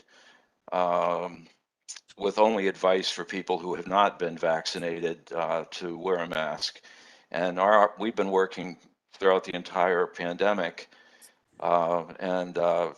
So anyway, I don't think we can lay this at the Coast Guard's feet, Mr. Chairman, or Lieutenant Weems, but I would like the council to consider writing a letter to CDC and Homeland Security and the Coast Guard Commandant on lifting the mask mandates on our commercial fishing vessels. And I note finally that about 3 U.S. senators, I believe they're all West Coast, have started this process with the CDC. We haven't really got much interest locally with our senators on this, but certainly I think it's an issue that is important to the council and to your constituents. So anyway, I just wanted to put that on the table today, Lieutenant Weems, and wish you well. And Mr. Chairman, I hope the council might consider my request. Thanks for the opportunity. Yeah, I appreciate that, Jeff. I just wonder where the council plays a role in, I think every state has, through state government has different provisions for how the mask mandate is applied. And I don't know that the council, I don't know that it's in our, I hate to use the word wheelhouse, but I don't know that it's in our, the objectives of what the council stands for and what we do, the work that we do. I don't know that the CDC and state government directives are something that we should be contesting. I might look to maybe Chris or others from government to get their thoughts on that. But I totally appreciate your concern and your thoughts, Jeff. I just don't know that the council, I just don't know that this is in what we need to be working on. But I appreciate your thoughts. I don't see any other hands coming up. Chair, this is Lieutenant Weems again, if I may. Yeah, go ahead, Lieutenant. Yes, and Mr. Kalen, I apologize for not responding. I did see your email, and I forwarded that along to our safety guys here within the district, and I didn't get a hard answer yet. They were still digging and looking for some more information, but originally what they sent me were some of the CDC guidelines and some not quite recent Coast Guard policy on it, or not policy, rather guidance. And my question to them was, if the states are, similar to your email, if the states are lifting the mask mandates, are we still requiring our commercial fishing vessel, like fishermen, to wear their mask whenever our boarding teams are getting on board? And I didn't get a straight answer yet, so I'm still standing by on a response for that. But I will say that at least our boarding teams, the guidance to our boarding teams that are coming on board, their fishing vessels are to the LE team to wear the mask. And I don't really have a hard answer on whether or not there's going to be a requirement for the actual commercial fishermen to mask up during those boardings. My assumption would be that they would have the local fishermen to follow whatever state or CDC protocols are in place for them, but I don't have that answer for you yet. Well, I appreciate that response very much. And hopefully what you just suggested the boarding teams might be able to do will occur. So, and Mike, I get it. It's probably out of your wheelhouse for sure, but I do appreciate bringing the issue up this afternoon. And thanks for your response, Lieutenant Weems. And I'll just leave it there. Thank you, Mr. Chairman. Yeah, of course, Jeff, and thanks for bringing it up. And thanks, Lieutenant, for your response. I'm going to leave it up to you guys to maybe work this out. And I just want to say, before we move on to liaison reports, Devontae, sorry I never had a chance to meet you. It's been a year and a half since we've all been together.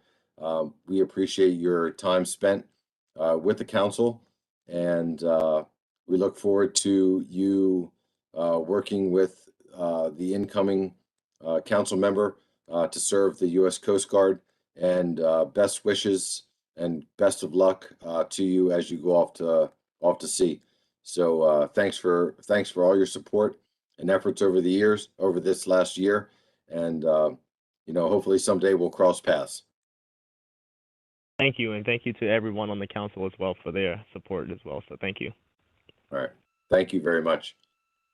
I'd like somebody someday to send me off to sea, and I would. I could step away from the council for a little bit, but that's not going to be the case. But just making a joke. Okay, so thank you again. We're going to go to liaison reports. I don't see any more hands for questions for the Coast Guard, and why don't we start with the New England Council report? Peter Hughes is our liaison, and go ahead, Peter, if you have a report for us. Thank you. There's starting to see light at the end of this tunnel. Yes. So this is my liaison report from the New England Council meeting that was April 13 through April 15. It was held via webinar. Although it was only a 2-day meeting, so it was kind of a scaled down agenda for them. But they did discuss and work on a number of important issues. First one being herring. Herring, they are continuing work on Framework Adjustment 7 and Framework Adjustment 9. Framework Adjustment 7 focuses on protecting spawning herring on Georges Bank. During the April meeting, the council took 2 votes to clarify the scope of the action. The first was defining restrictions related to spawning protections that only apply to vessels on a declared Atlantic herring trip. So that's they're keeping it within the herring fleet currently. We don't know if that at some point will expand or not. The second one they took up was the framework also specified that this action will focus only on measures to maximize potential impacts on adult spawning aggregations of herring. Then they went on to discuss Framework 9, and Framework 9 in the herring FMP includes 2 components. One are measures to rebuild the Atlantic herring resource, and 2 measures to potentially adjust accountability measures in the fishery. This was kind of just an update. There wasn't any action that was taken on Framework Adjustment 9, but the council will receive additional information at their June meeting, where they are expected to approve a range of alternatives, and they anticipate final action on Framework Adjustment 9 to take place during their September meeting. And in my liaison report, I think Chris circulated it. I do have some live links in there for people that would like some additional information. Skates was the next agenda item, working on Amendment 5. The council did decide in the skate fishery to drop the limited access component for both wing and bait fisheries. They also worked on different ways other than limited access component to prevent triggering incidental skate possession limits, improve the precision and accuracy of fishery data, and better define fishery participants. They also want to develop alternatives for an intermediate possession limit trigger for wing and bait fisheries, and options for possession limit reductions of 50% and 75% when an intermediate possession limit is triggered. They are also developing alternatives that would require federal skate permits to be held year-round to prevent fishery participants from dropping or picking up permits mid-year, which has led to problems in the past. They're also developing options to improve precision and accuracy of skate data with at-sea monitoring and/or vessel monitoring system requirements. And there's additional information under that live link. The Habitat Committee recommended that the council comment on ocean wind, New York, New Jersey, New York Bight, wind energy areas, port access route studies, northern New York Bight, jointly with the Mid-Atlantic Council when it is appropriate and effective. There was an update from NTAP, similar to the update that we received. The council by consensus agreed with the Mid-Atlantic Council that the NTAP proposed use of available research funds should be used for the project titled Quantifying the Impacts of a Restrictor Rope on the Composition, Rate, and Size Distribution of Catch Derived from a Bottom Trawl Survey. The last item I have is groundfish, and here's another instance where the council will not be developing a limited entry program for party charter vessels that participate in the recreational groundfish fishery. This was a close vote. It was 7-7-2. So I would imagine it would probably come up again in the future. Don't know when that would be, but there's additional information on that groundfish in my report also. And that concludes my report, Mr. Chairman. All right, thanks, Peter. I appreciate your report. Any questions for Peter? Let me turn to Vice Chair Eric Reed. If there's anything, Eric, as a liaison that you want to add to Peter's report, now's the time. I do not. Thank you. Okay, thanks, Eric. I appreciate it. All right, I don't see any questions at this time. So Peter, thank you for your report. And thank you for your ongoing efforts working with the New England Council as our liaison. It's a big lift, and I just want to thank you for that on the record. So Thank you, Mr. Chairman. okay, so next we have our South Atlantic report. I'm not sure that Tony might still be with us. Still Tony, here. send me a text. Are you still there, Tony, Yeah, with I'm us? still here. I'm still here, Mike. Okay. Do you want to offer, you and Dewey, do you guys want to offer a report?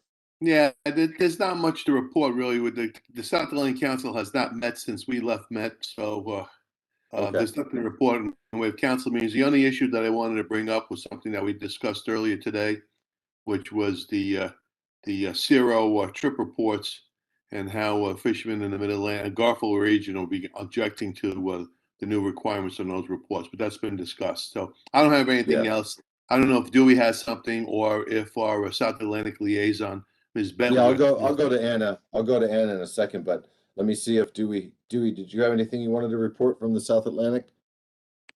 No, our comments earlier on the zero reporting requirements has already been covered. Thank you. Okay. And so lastly, let me turn to Anna, who's probably surfing right now in Costa Rica. I'm sure Sunny Gwynn's not probably quite yet, but getting close. yeah, good. So Anna, do Yeah. you have anything you wanna offer to the council at this time? I do. I just had a couple quick things of note for you guys. Okay, great. Next week is we do have a meeting, and we are expecting final action on Dolphin Wahoo Amendment 10. And I bring that up specifically because the Mid-Atlantic had sent in a request to allow filleting of dolphin at sea, and this action was not retained within that amendment. I do want to give kudos to Tony, who did a great job of presenting the Mid-Atlantic's position and really fighting for that to be retained.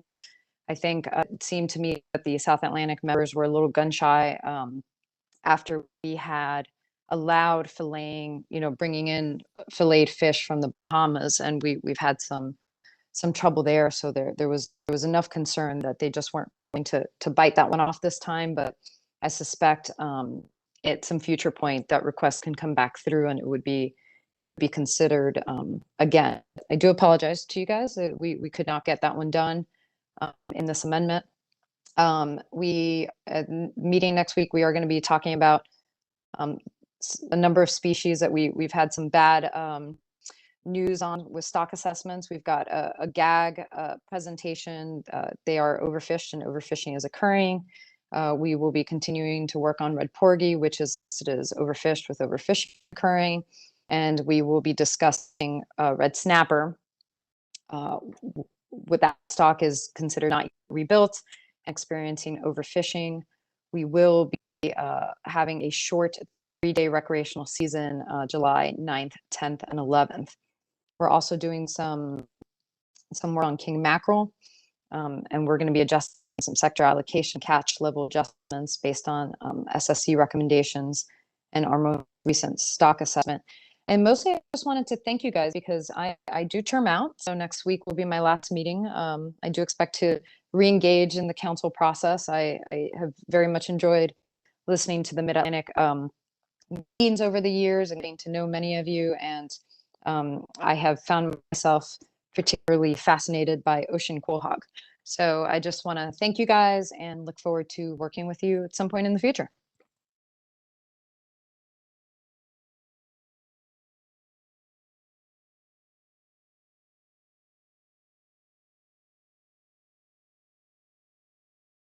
Mike, you still there? I'm sorry, I hit the mute button twice by accident. So Anna, yeah, thank you for for the comments and your report. So you're termed out, so you're done as of August? Yes, correct. I have served 3 terms and will be Wow. and we'll Okay. be we'll be done. Yeah, 9 years goes by Yeah, well, quick here. thank you. It's like 2 Yeah, amendments. it does. It does. It does. It does. And so, thank you for your dedication to the process and being part of the South Atlantic Council. I hope in the future I would like to spend a little bit more time with the South Atlantic Council. I think that there's going to be some communications that we're going to need to have as we work through some of the processes moving forward regarding governance and climate change as we have planned for the upcoming year. And but no, thank you, Anna. I got to know you a little bit through the HMS process, and I wish you the best. Maybe you can come back as a lot of folks do, like Tony Delernia. He terms out this year, but Tony's been around for forever. He continues to come back and be part of the process. I don't know if that's in your plans, but you certainly are you're a very, very talented and educated person in the fisheries world, and it's been great to get to know you and have you be part of our process with the Mid-Atlantic. So thank you very much. I wish you the best. Thanks so much. Okay. Are there any comments or questions for Tony, Dewey, or Anna at this point? Adam Nowalski?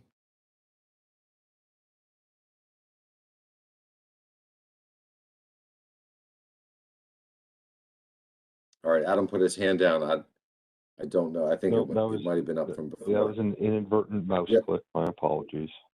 Okay, no worries. Thanks, Adam. Okay, so that wraps us up. We don't have any other liaison reports at this time. So I'm going to move into continuing and new business. Is there anything at this time that any member of the council wants to bring up as far as continuing and new business?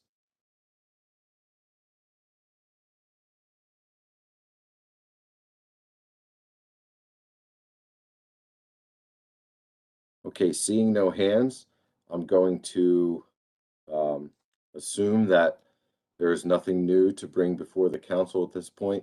I want to thank all of you for the long days that we've spent since Monday, working through the challenges and the management decisions that we needed to make. I think we did a great job this week. I know that we went over our time limitations and our agenda,